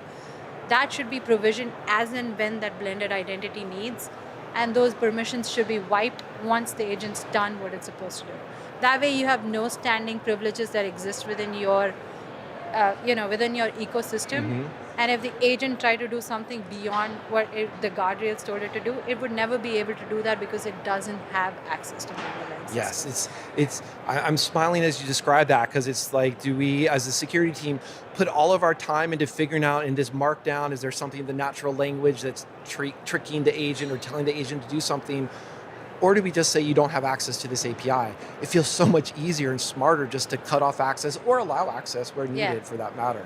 Yeah, it's like, at that access API level for sure, and then even the backend source. Like, even if the tool allows access, again, you won't have any, if you don't have any standing privileges, you can be allowed access, but again, cannot go beyond the confines of what your role's been defined on. Now, is this, in my mind, that I love this approach, and it feels straightforward logically. In practice, is it still straightforward? Where do people stumble with this, in the sense of trying to apply that both granular access control to the agents as well as the just-in-time access you're describing? Yeah. Is it just like this is like machine accounts that we've been dealing with, or human or cloud accounts we've been dealing with? Or is there something special about agents that makes it harder to manage, or that people should be thinking about here? I think some of the problems are very similar and can be translated from both human and non-human identities here into this ecosystem. I think the volume that you're dealing with is now substantially different from what it was before. But I think the principles, the security principles still apply. Any conversations that we are having always start with like, hey, first discover like what exists within your environment, right? Like, you can't really control what you can discover. But once you discover, the next thing you should be doing is like looking at controls in place, like that controls you want to put in place. And here, I think some of the, again, best security best practices that we've talked about for years still into play. Like, look at like what systems are, accessing sensitive data or will want to access your sensitive data, and start thinking about the broad sort of guardrails that you can put in place, the controls you can put in place. And then having a tool, again, I'm biased here like from P0, but our tool has the capability to show you every sort of tool call and backend resource call we're making. So, again, a tool that can help you sort of manipulate these policies on the fly. So as you see the agent behaving in certain ways, you can then go configure and fine-tune your policies to ensure they're as granular as you want them to be. And again, ultimately, you want to protect your enterprise data, right? So just, fine-tuning those policies, but starting with discovery, control, and then, again, being able to prove what agent had, what was the agent trying to do, what access did it want, how was it granted that access, and again, everything that the compliance teams have wanted forever. So, basically being able to and that's got to be really helpful information, because that shows you also, wait, where did this agent come from and why is it talking to here? Absolutely. Because both you can discover, here is a shadow agent, to use that term. And over here, wait, we didn't think this was sensitive data, but some human went and looked at it and analyzed and like, oh, actually, we now also have our data inventory that's telling us that something new that we didn't learn before. Yep, exactly, absolutely. And you want something that captures all of that information so you can fine tune. It's a learning process. A lot of folks are in various stages of agent deployment, but again, the fundamentals of security I don't think change. The way you want to handle agentic should, has to be more sort of holistic. And I think in human users and in NHIs, a lot of people live with standing privileges, but in the agentic world, zero standing privileges actually becomes really, really important. And you have to start sort of thinking about it from that lens and, using that discover, control, prove model to ensure that you have your agentic sort of story tied down.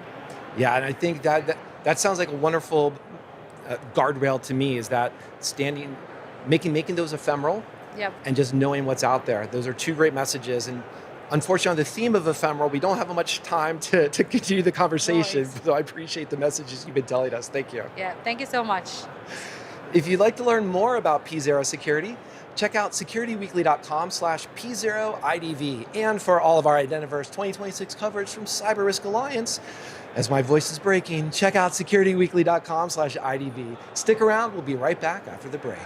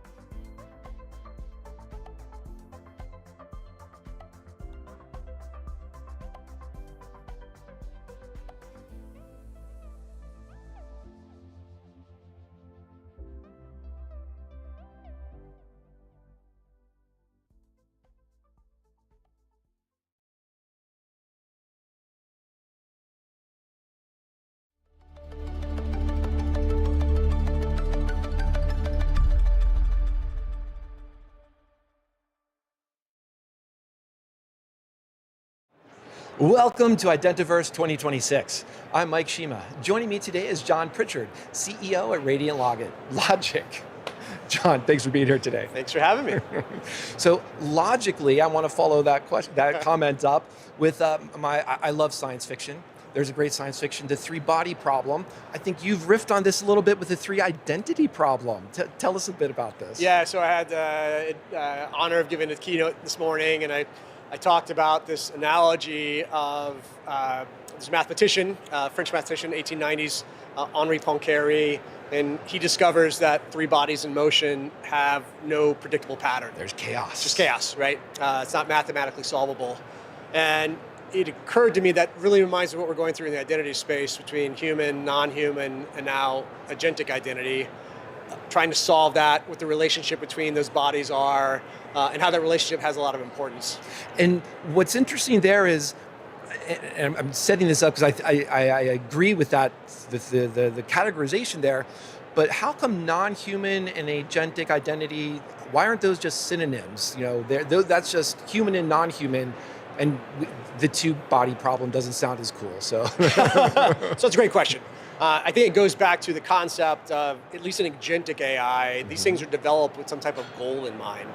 Unlike a non-human identity, which has sort of a recurring task.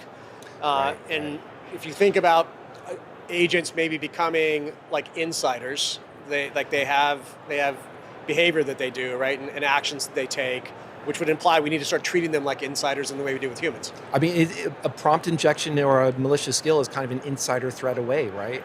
So. Yeah, and even beyond like those things I think are well known, you can like imagine an agent set up to do a goal, and in its decision of how to achieve that goal, it ends up doing something that you would not have wanted it to do. So in that case, it's looking like it's got some ulterior motive, but in fact, it's just trying to do goal completion. That would be instructions. Yeah, and that's a great distinction, because the way I framed it was, think of it like an application security perspective of an attacker going after, manipulating, but you're pointing out, well, human language can be a bit imprecise, ambiguous, and if agents are acting on this, that's bad news. Yes, and it's the imprecision of the human language, and the reason we spend so much time in prompting, and what I talk about a lot is context setting, so to make sure that that goal that this thing is trying to accomplish is actually really wired in. So let's, since we're trying to de-ambiguify, to make up a word, language, there's identity, but identity has a lot of dimensions to it. There's authentication, there's also authorization, and from what I'm hearing, you're explaining much more of an authorization problem. Is that right? Yeah, and I'd say that's the big next problem for us in the space. We did a lot with authentication. We got standards figured out. We got ways of presenting sort of biometrics around things. There's even a way to do that in like machine identity world. Authorization is really checking, can you do what you're trying to do? And then we get really into the concept of intent.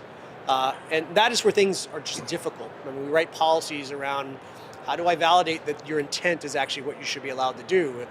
Is the data you're trying to access appropriate? Why are you trying to use it? What are you going to do with the data when you get it? Those types of things, I think, are really drive precision in policy, and that's why authorization is so top of mind right now. And part of that too it's bringing to my mind what you were just saying too about there are threats out there, yes, the prompt injection, the malicious skills, et cetera. But if these agents are just insiders, we don't have to use the malicious part yet. Employees are offboarded, they leave. Do agents also leave? Is that what does that look like in this world right now? Yeah, so now you're hitting on, I think, the big problem of today.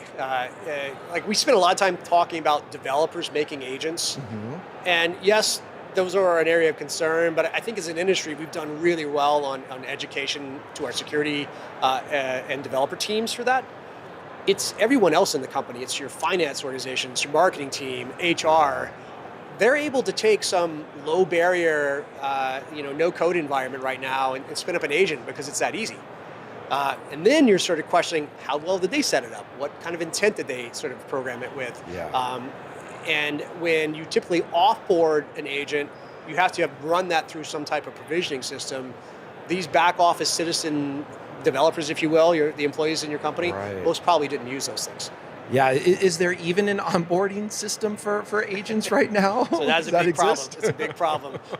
Like Microsoft has got this dashboard they just stood up called ownerless agents.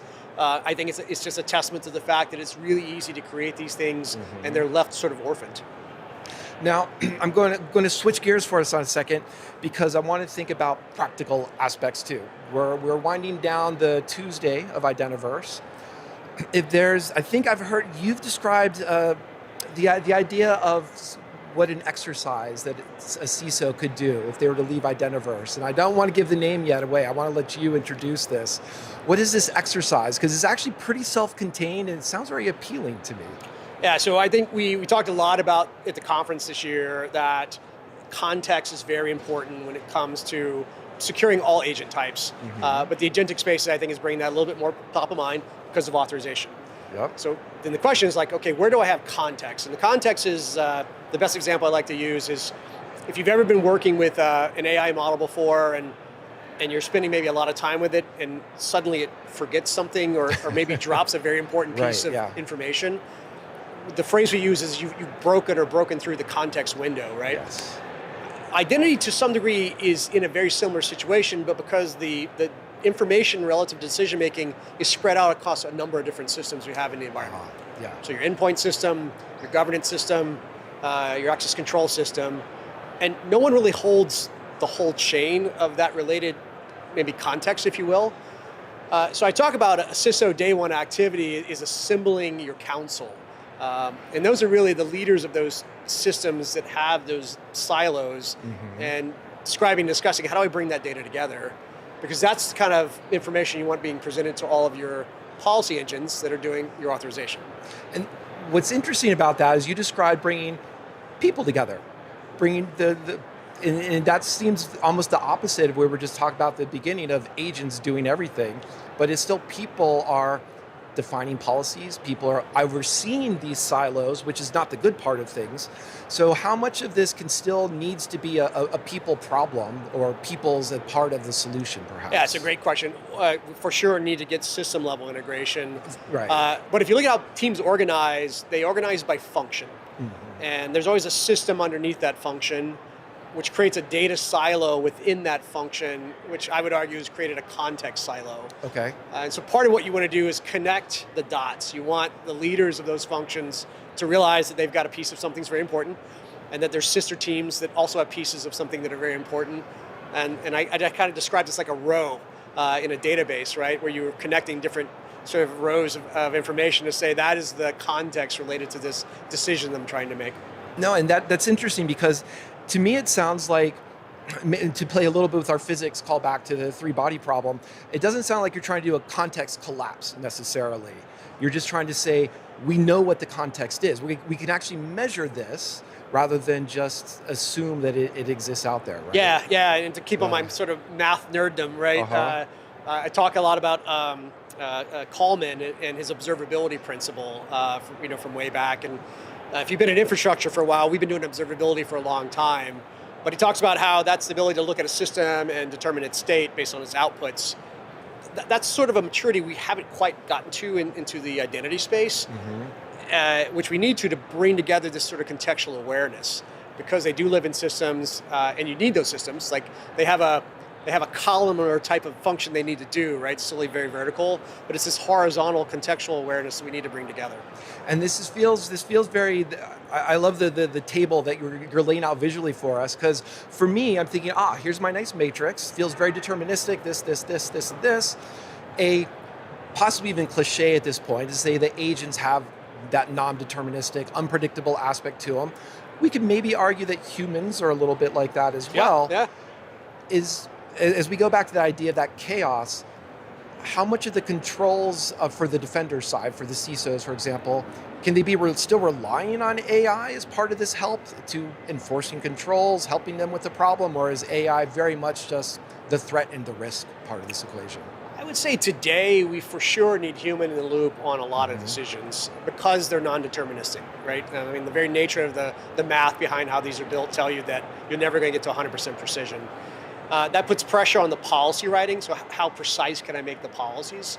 And AI for sure has got benefit in helping craft very complete, maybe comprehensive policies. But at the end of the day, the decision making has to look at the largest context window it can to make the most informed decision that it can. And I think that's a combination of some AI capabilities, but largely the technology we have today. They just got to share their information a bit more real time than they do. And I'm curious there too, because I imagine at some point there is a person or a team making that decision about this is what the policy is, or this is what permissions it should have. Is that the identity team, for the lack of a better term? Is it the CISO or the application security team, product security team? As you were describing those functional roles, is there a way that you've seen those roles work out effectively, successfully in orgs? Yeah, so now we're getting back to the people side of the equation. Right. I think the real answer is the policy happens at various layers. It's defense in depth from back in our day, right? So you have network policy on segmentation, you have authentication policy at the identity sort of SSO layer. Authorization policy is now what we're talking about for things like access to resources. Your strategy has to sort of embrace the fact that you have those layers, and there's different levels of policy decision making that have to be set up. It's that complexity where I think AI is actually pretty useful. It's a very complex thing to try to model about how all that stuff sort of stacks together. No, indeed. And so if we, maybe this is a little bit of prognostication, but let's say we'll roll forward next year, you're doing another keynote. Are we up to a 4-body problem? Is there something else getting added on top of God, I hope not. Or what's the challenge that you hope to be talking about instead next year? Yeah, so I think we're gonna. Great question, right? The categories I think today that we define on the functions we do, I think are going to merge, and maybe some specialties are going to fall out of that. We would used to talk about access control, governance, privileged access, sort of as very distinct functions in an organization. The SOC and monitoring and sort of threat detection are very other distinct functions. The amount of information sharing that these things need to do now, I think, are drawing them much closer together, which is probably why we've seen identity teams move out of the CIO organization and into the security organization. Well, it's interesting. And is the security organization, historically, they work with human employees, they work with the human developers. Is there also something else dealing with agents that you see them making a mistake about? In other words, they're thinking like, well, agents are just a metaphor for humans. They just work 24 hours a day. Whereas, no, you actually have to think about something else with them. So I think the category of agent right now feels very coarse. And I mean, we put stuff that our developers make in with the things that our employees maybe create on the side. That's a good point. Yeah, you were describing workflow versus coding. Yeah. Okay. So I expect some specialization is going to fall out of that in the way that we used to think about workforce that became employees and part-time employees and contractors, because you treat them a little differently. And maybe different policies apply to that because of that. No, that makes sense. And then I guess one final thing is then businesses are rolling out the agents. How does the CISO start that conversation to bring this council together to figure out who should be part of this in terms of identity? Makes sense. But the people buying the agents, is it just HR? Do you just find all the functions, all these verticals and silos and hope that's right? Or is there something hidden that you've discovered that CISOs can really be helped with? So I do firmly believe we're at a point in time where the CISO really has a voice all the way up to the board level, unlike many, many years in the past. Because of this, I think it's seen as a huge opportunity for corporations that can embrace this for their own competitive advantage, while at the same time not risking the corporation in the process of doing that. And so that's a fine line around how do I, quote, enable the business while not making the business vulnerable to some type of new technology I brought in, which requires a lot of planning, right? So it's like, how much do I enable the stuff we want to develop? How much do I enable the employees to do themselves? How much AI do I acquire from my vendor partners, right, and bring in versus what do I build myself? You're inheriting this. So a lot of human planning, a lot of human people still involved in this process. So we're not being displaced. That's a good answer. No. But even if we're not being displaced, we still have our own context window that we're constrained against. So that we've come to the end of ours. I want to say thank you, John. Well this was done. fun. Right, good having you. To learn more about Radiant Logic, visit securityweekly.com/RadiantLogicIDV. And for all of our Identiverse 2026 coverage from CyberRisk Alliance, check out securityweekly.com/IDV. Stick around, we'll be right back after the break.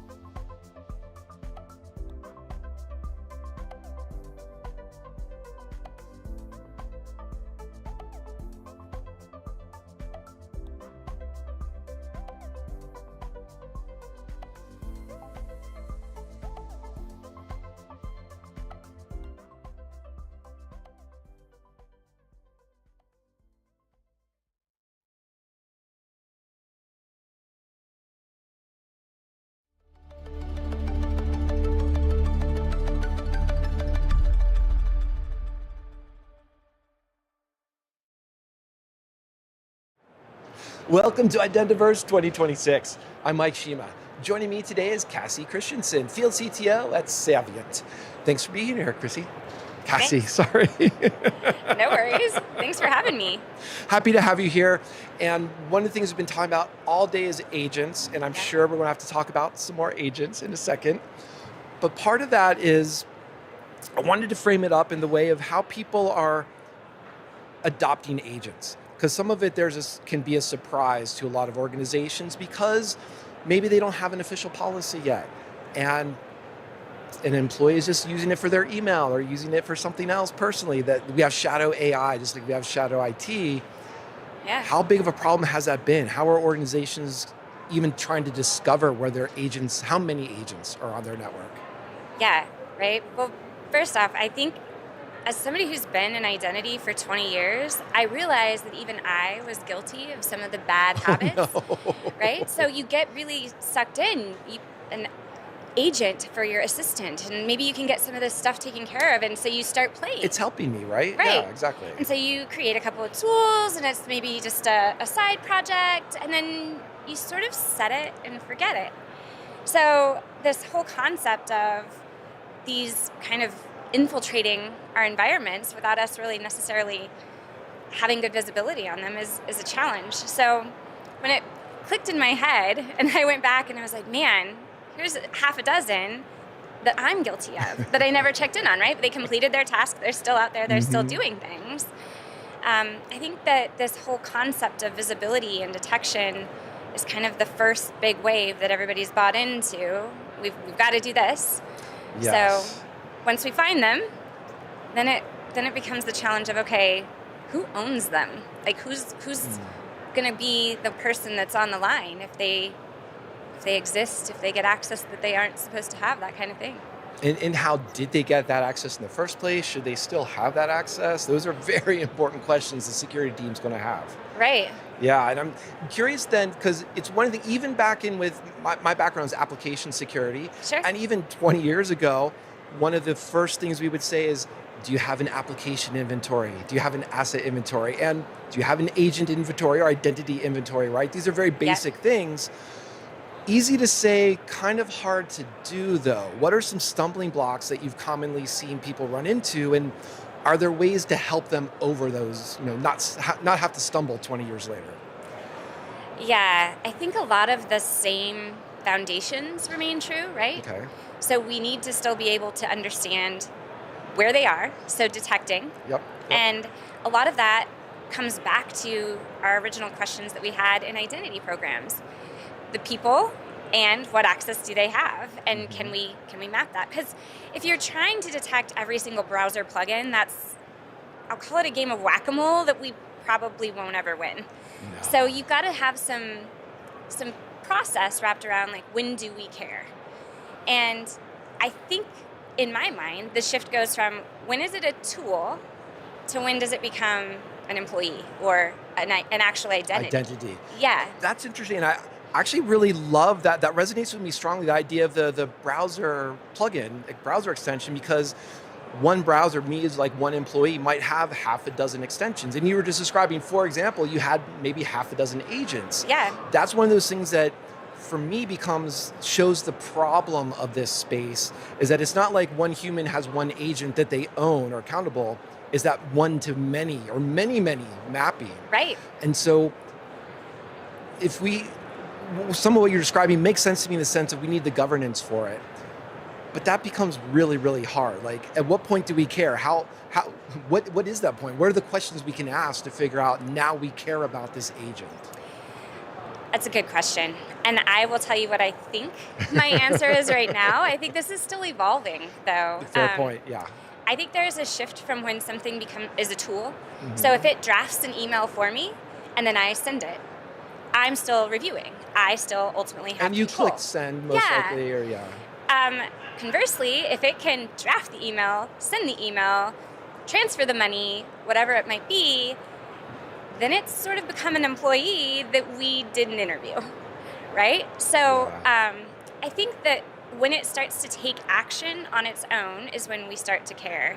And that's probably the point that we want to make sure it has an owner and somebody that's checking in on it. But when you think about that too, like governance, I'm sure you've probably gotten certification campaigns. I bet you loved them. They're everyone's favorite. But that speed, the cadence that we've used for human identities just doesn't apply in the same way with agents. They're so fast. And I was going to ask, there's got to be a lot of things that these identity programs just break down on. And even in the past, we don't even have to introduce agents into the calculation before we've seen people struggle with programs. Agents just have to be making it even harder. So are there common ways that you see that program is going to fail, or that's just about to fail because they're doing one or two things wrong, or there's something commonality amongst them? That's a really personal question to me. Like I've gone into so many rooms that Really? you get brought in to fix this program, or maybe we're just really immature. Like create something. We've got 10 minutes left. Let's fix everything right now. Come on, Cassie. Right? And you sit down with them, and they're looking for the silver bullet. Yes. And it's a shiny new tool. They found it on the floor here. I don't know. But that's rarely the whole solution, right? It's the people and the process that you wrap around it. And I think when we see people struggling the most, it's when they have a lot of tools that are partially integrated, and they haven't spent the time to maybe make that cultural shift. We didn't solve our identity with the belly buttons all that completely, and now we're trying to do this with silicone that moves at a whole new warp speed. I think if you go back to the fundamentals, who has access to what? Why did they have it? Should they still have it? Is that project still valid? Those types of things matter whether you're a belly button or a silicone-based identity, right? Yes. If you're able to take action, you probably need to govern that in some way. And as a Star Trek fan, I'm laughing. I love the idea of Data showing up for without a belly button and trying to say, "Hey, I need access to this." Right? I love this. I heard somebody say belly button years ago, and I've loved it ever since. But I'm having fun with this because all those questions you were listing out make tons of sense. They're very clear. They might not have clear answers, but they're quite understandable. But I'm also curious, is there an additional question when you talk about governance for this agentic era, however we want to call it, that needs to be a new question, or you need to change one of those questions in some special way because we're dealing with an agent? I think the main place that we focused right now is how do we start to understand intent, right? Okay. I think that's the shift in the question that's out there. I'm not sure we've answered it yet. I think there are some ways. I've heard intent a lot, but no answers. Yeah, so there's some clear signs, right? What tools can it access?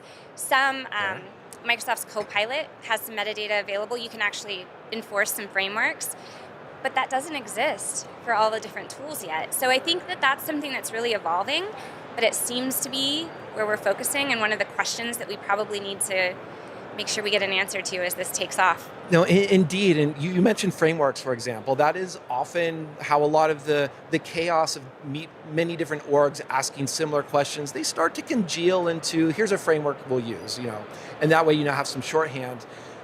Do any of those frameworks that have existed over let's just go back 10 years ago, do they still work for agents with agents? Is there something brittle about them that needs to change? How does that, what's their relationship there?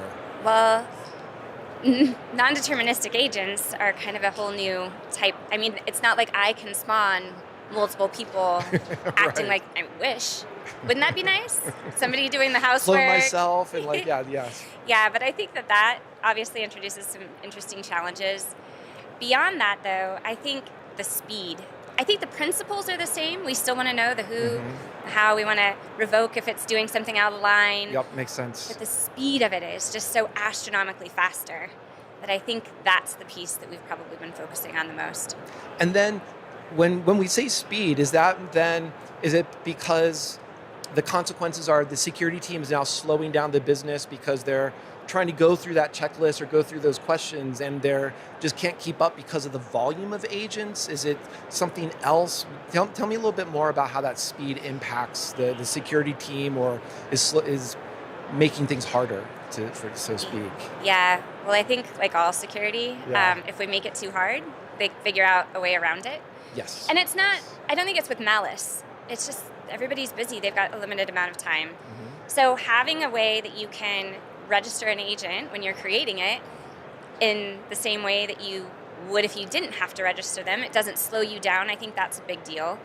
I also think, we've got to watch things like having keys sitting out like for an API, you know what I'm saying? Yes. Right? Yes. The traditional challenges, they get exacerbated at a much higher rate of speed. So I think that it's probably showing us some of our bad behaviors or bad tooling that we've maybe done in the past, but with a magnifying glass. What do you think? I like that because, especially with the secrets, is a good example because one of my common questions throughout the day has been, like you, I can go back 20 years within the cybersecurity Right. industry and be like, oh, here's what we used to call just a machine identity or service identity and needed access to that secret or that password or that credential. And then we had this slow arc of patterns where we're like, no, these passwords need to live in a password vault. Secrets need to live over here, and you just get access to it when you're in production system and you've proved your identity, for example, to bring it back to this. But agents are now like, well, maybe, as you said, they're unpredictable or their intent is ambiguous. Does it need the secret now? Maybe it needs it later, or I'll just give it to it because I have access to it. And I love that framing of it's magnifying some of the mistakes and bad behaviors we've been doing for a long time. Yeah. It gets complex though, right? Especially when you go to try and govern. What does it look like, right? How often are you going to check in? How do you enforce those things? So I think that's some of the stuff that we're trying to align on as an industry. And I think it'll be really exciting to see, in addition to creating like essentially you called it, as I think you might have said, the CMDB of agents, or Yes, right? You yes. get your registry. Now you've got visibility, Yeah. and now you can see what they can do, the tools they can access. But why were they created? Is that project still valid? Did that wrap? It's kind of like the third-party challenge, right? Yeah. You let someone in because they had to go fix the machine. The machine got fixed. Did their access get revoked? How are we checking? Yes, and like an employee is going to retire, they'll go somewhere else, etc. The agent is just going to keep spending tokens until maybe the CFO will notice, be like, wait, we've spent how much this month? What is this doing? Right. But it's not getting offboarded in any way. That's I think agent debt that's my prediction. We're going to hear more about that in 2026. I think that's a very valid prediction. I think we're already starting to see it. Perhaps, and I think one of my other curiosities is you've been talking about governance. It helps give some ideas about what the world should look like with the humans, with agents, etc. Some of it can be a little bit too after the fact. In the question, wait, why did this have this permission? I like how you were jumping ahead to, well, why did this project still keep going? Maybe we should just turn this down, basically preventing or reducing our attack surface. I'm a big fan of that, whether it's reducing some code from your application or just getting rid of systems. And I'm curious, has anybody had that? Have you had that conversation with anybody right now? Or is everybody just still, we want to add more agents, and that's it? It feels to me like there's two camps. Okay. I think there is one camp that says, use it all, we don't care, we'll figure it out later. Like, we need to take advantage of this wave. And I think that those are typically going to be a little less security-focused industries in general. You're not going to see that in healthcare, for instance, right? Finance, same. Highly regulated. Right. Yeah. But on the other side, then you have people that are like, none of it, we're locking everything down. We need this very big policy. We have this governing board. And then it feels like those organizations are having a big challenge of, we'll call it shadow AI, right? The people that are... It's getting used anyway. Yeah, it's getting used. Yeah.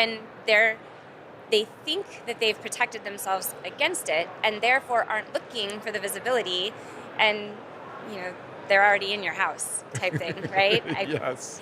So I think that those two camps are kind of what I'm seeing as we sit in boardrooms.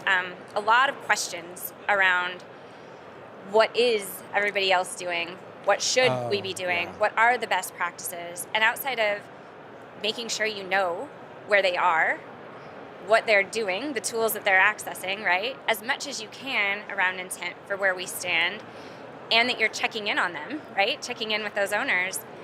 I don't know that we have the perfect answer yet, but it's really a hot topic. It indeed is. And you gave us the good ingredients to basically start asking those questions, because it's going to change over the next couple of months anyway, the models, agents, et cetera. So that feels like a very strong message for us to end on, and we'll let you go back to the camps and talk to the boardrooms as well. Thanks, Cassie. Thank you so much. If you'd like to learn more about Saviynt, visit securityweekly.com/SavyntIDV. And for all of our Identiverse 2026 coverage from CyberRisk Alliance, check out securityweekly.com/IDV. Stick around, we'll be right back after this break.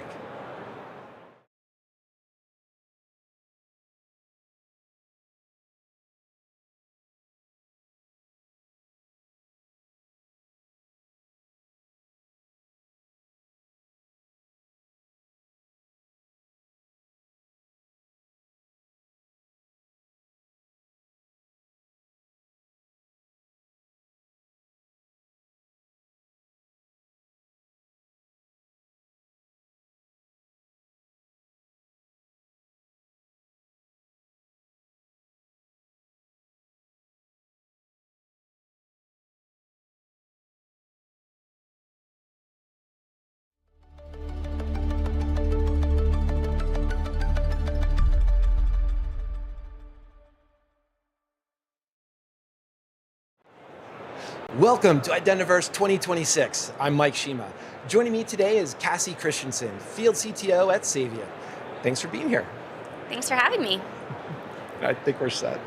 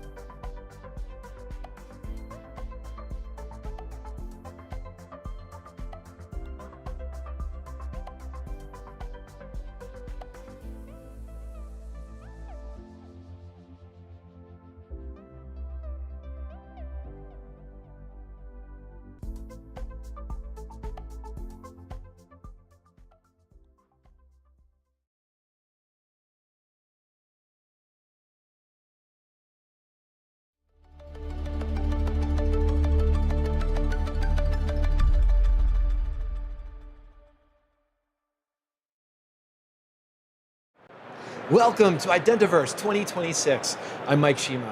Joining me today is David Goldschlag, CEO and co-founder at Ambit. David, thanks for being here. Great to be here. Thank you. So one of the things, you're helping me wind down one day of Identiverse, and it's pretty exciting. And this is Las Vegas. I feel like we should do a mentalist bit or something like guess what's on my mind, but I'm pretty sure you're just going to say agent or agentic or AI. It's all about AI. It's all about it's all AI. About AI. It absolutely is. And one of the things I've been slowly learning and discovering is that there's still some nuances and important things in AI, because there's humans, call them machine accounts, service accounts. We've had those for at least the last decade with the cloud, for example. And then there's whatever agents are, and they're not just a synonym for machine accounts. Tell us a little bit about why that is. Why do we care about AI agents? And so you're right. At one level, right, there's people who do stuff. And at another level, there's agents that do stuff. And those agents are just pieces of software. But we've had software applications for 50 years, right? So why, right? What's really interesting is software that we've had so far basically does the same thing over and over, okay? And agents seem to have, people call it non-determinism, but there's some flexibility in what they do, okay? Yeah. And they sort of decide a little bit what to do next based on the information that they get, okay? And that's intelligence, okay? Now you can debate how intelligent is it, but it creates a different way that these things operate, okay? And you were asking, though, about, what are the differences between giving like an identity for people, right? Or an identity for software, or an identity for agents, okay?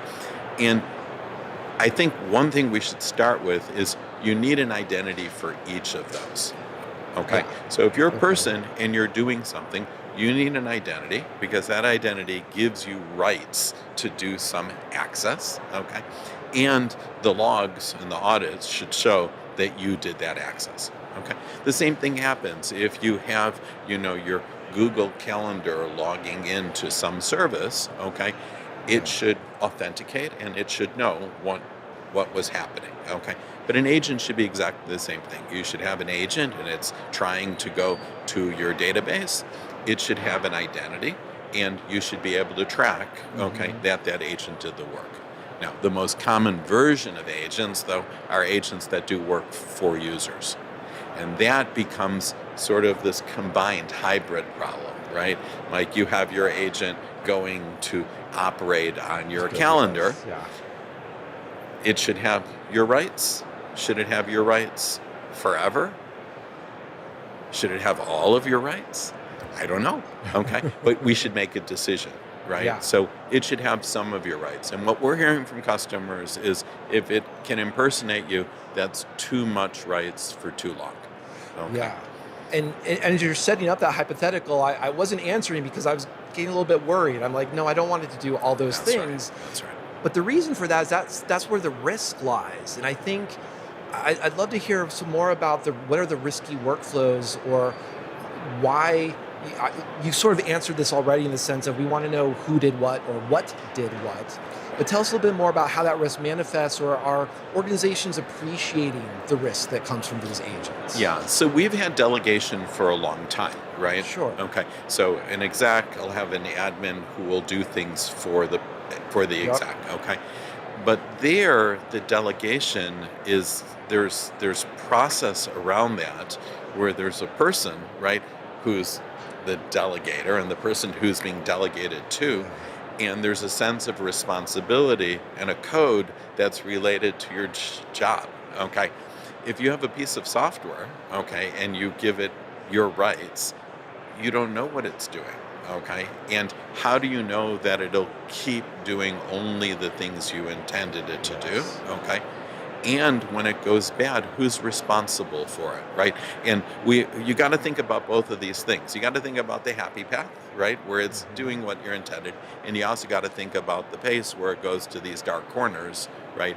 And then how do you know, right? Shut it down. How do you know what it actually did?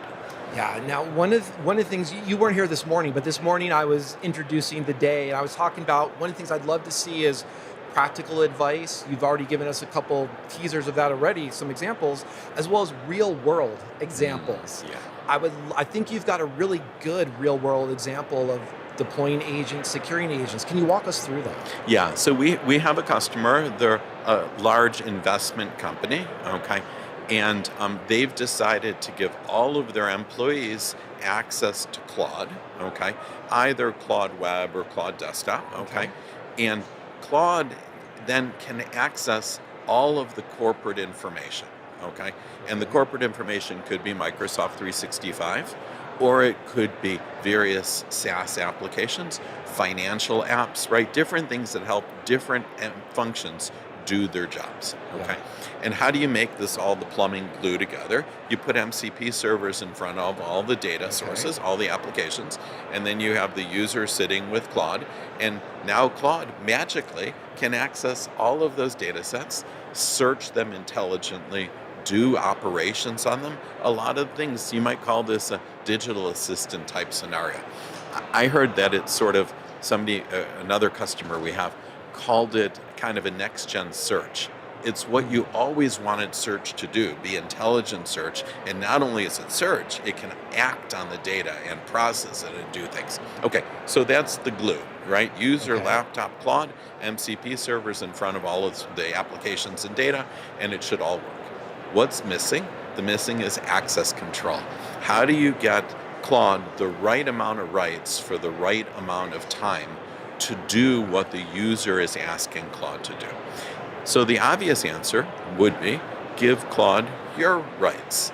Here are my credentials. Here's my password. After all, it's your digital assistant, right? The problem is now Claude can do everything you can do, okay, for forever. Okay, and changing your password is not a way of limiting the forever. It's not. It's too blunt. Yes. Okay. So what we're hearing from customers is they want to give Claude the appropriate rights, but just for a certain amount of time. Okay, and they want all this to be centrally managed. You don't want every user doing this delegation themselves. Okay, and so what we do is we're able to give Claude what we call a blended identity, and the blended identity is the user's identity and Claude. And then we can make an access decision not based on what you are entitled to do, but what Claude should be entitled to do when it's doing work for you. And a nice example of that would be it's going to Microsoft 365. Maybe you have rights to read and write all that data and delete stuff, but you don't want Claude to delete anything. Okay? And that might be because you're not ready to give Claude those rights. Like in a year, you'll be ready to. But it might also be that, you're making these decisions that this sort of operation should not be permitted. And so we can give the blended identity the right rights. And we can give it for a short amount of time so you can seamlessly reauthorize, okay? And Claude can only get access, right, while it's entitled to. Now, from the bad side, we can audit. So we can do something called attribution. When Claude is doing work for you, we know that it's the blended identity. We know it's Claude doing work for you, which can be differentiated from you doing the work. And that's really important, right? That we can tell what entity, the agent or the person, did that work. Or if Claude was trying to do something on its own, then of course it wouldn't have those rights at all. And that's a key part, because it goes back to what I was going to ask about, or make the comment that Claude, this hybrid identity, could be a malicious insider, even though their intent was just Claude to go search and take some actions. Now, obviously, a human could have been a malicious insider. We've seen that already with nation states trying to get employees hired in, things like that, or just what have you. But an agent is just, oops, it made a mistake, or oops, it took some action that it was given permission to do, but nobody intended it to take that action.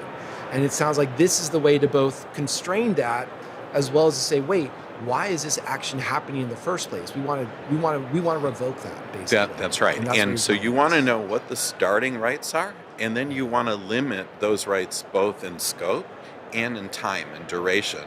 So that way things can happen outside of scope, and things can happen for too long. Yeah, and part of that, because in my mind, I've seen a lot of organizations also be like, we're going to have a great RBAC story. We're going to have super granular access control, and this is just in the human world. And it's so granular that it boils down to this new hire, just give them basically the equivalent of star access because it's so much easier.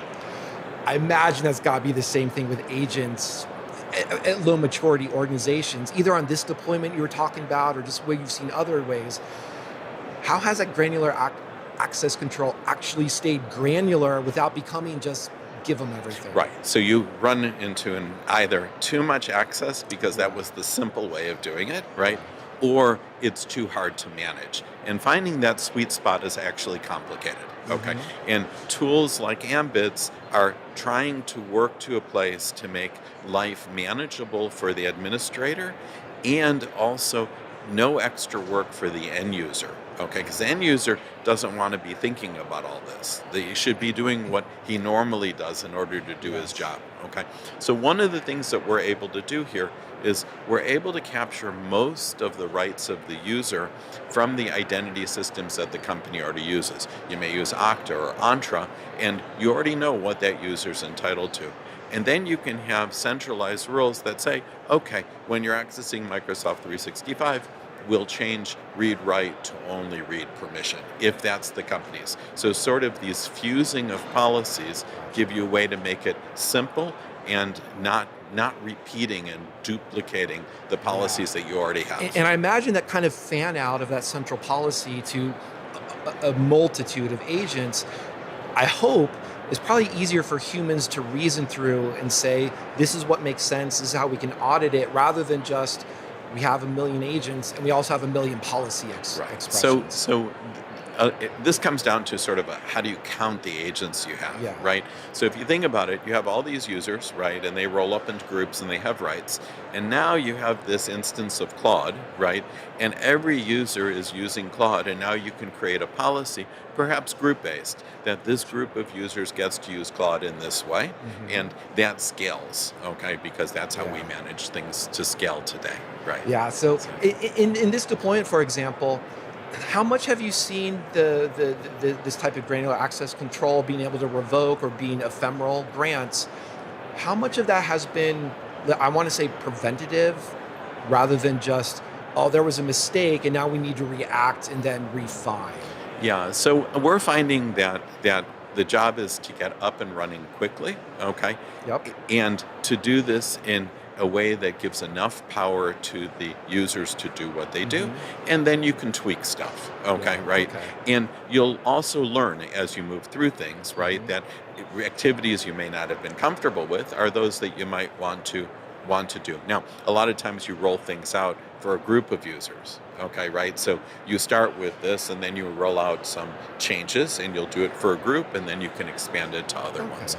But I do want to say that this digital assistant model, okay, I think that every customer should be doing something like this, right? Because your employees now have access to all of your data, okay, or all the data that they'd otherwise be entitled to, but in an intelligent way.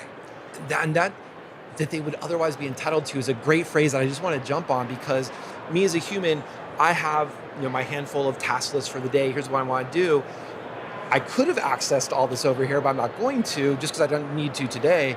But I just want to emphasize that agent could have done that. That's right. And it doesn't know necessarily not to, or doesn't know like why it shouldn't, or express why. That's a really good story that resonates with me. Yeah, and I'm curious then. I just want to squeeze in one last question, as you talk to the CISOs about this. What's the story then that they say? How has this helped them become not the no, don't deploy those agents? Here, we're going to enable you. What are they? How are they reacting to this? Okay, so what we're seeing in organizations, right, is let's say a company wants to deploy. We're just releasing support for Microsoft Copilot Studio. So you're having third-party apps connect. Intelligence, right, connect to your own services or to other third-party services for users. And the organization's deciding, I want to do AI, okay, right? The CISO is coming to us and saying, how do I say yes, okay? And if I say yes, by giving the AI all the rights. That was your guard rights before. That's irresponsible, okay? So how do I say yes, but still stay within my guardrails? And what we let you do is we let you say, we're gonna give the AI the rights with the same level of control that you've been doing for users, but we're doing it for this new combined user agent, the blended identity. No, I love that. And unfortunately, we're against our own guardrails of time, but you've given us a great conversation. Thank you so much, David. It's a pleasure. Thank you so much. To learn more about Ambit, visit securityweekly.com/AmbitIDV. That's AEMBIT-IDV. For all of Identiverse 2026 covers from CyberRisk Alliance, check out securityweekly.com/IDV. And stick around, we'll be right back after this break.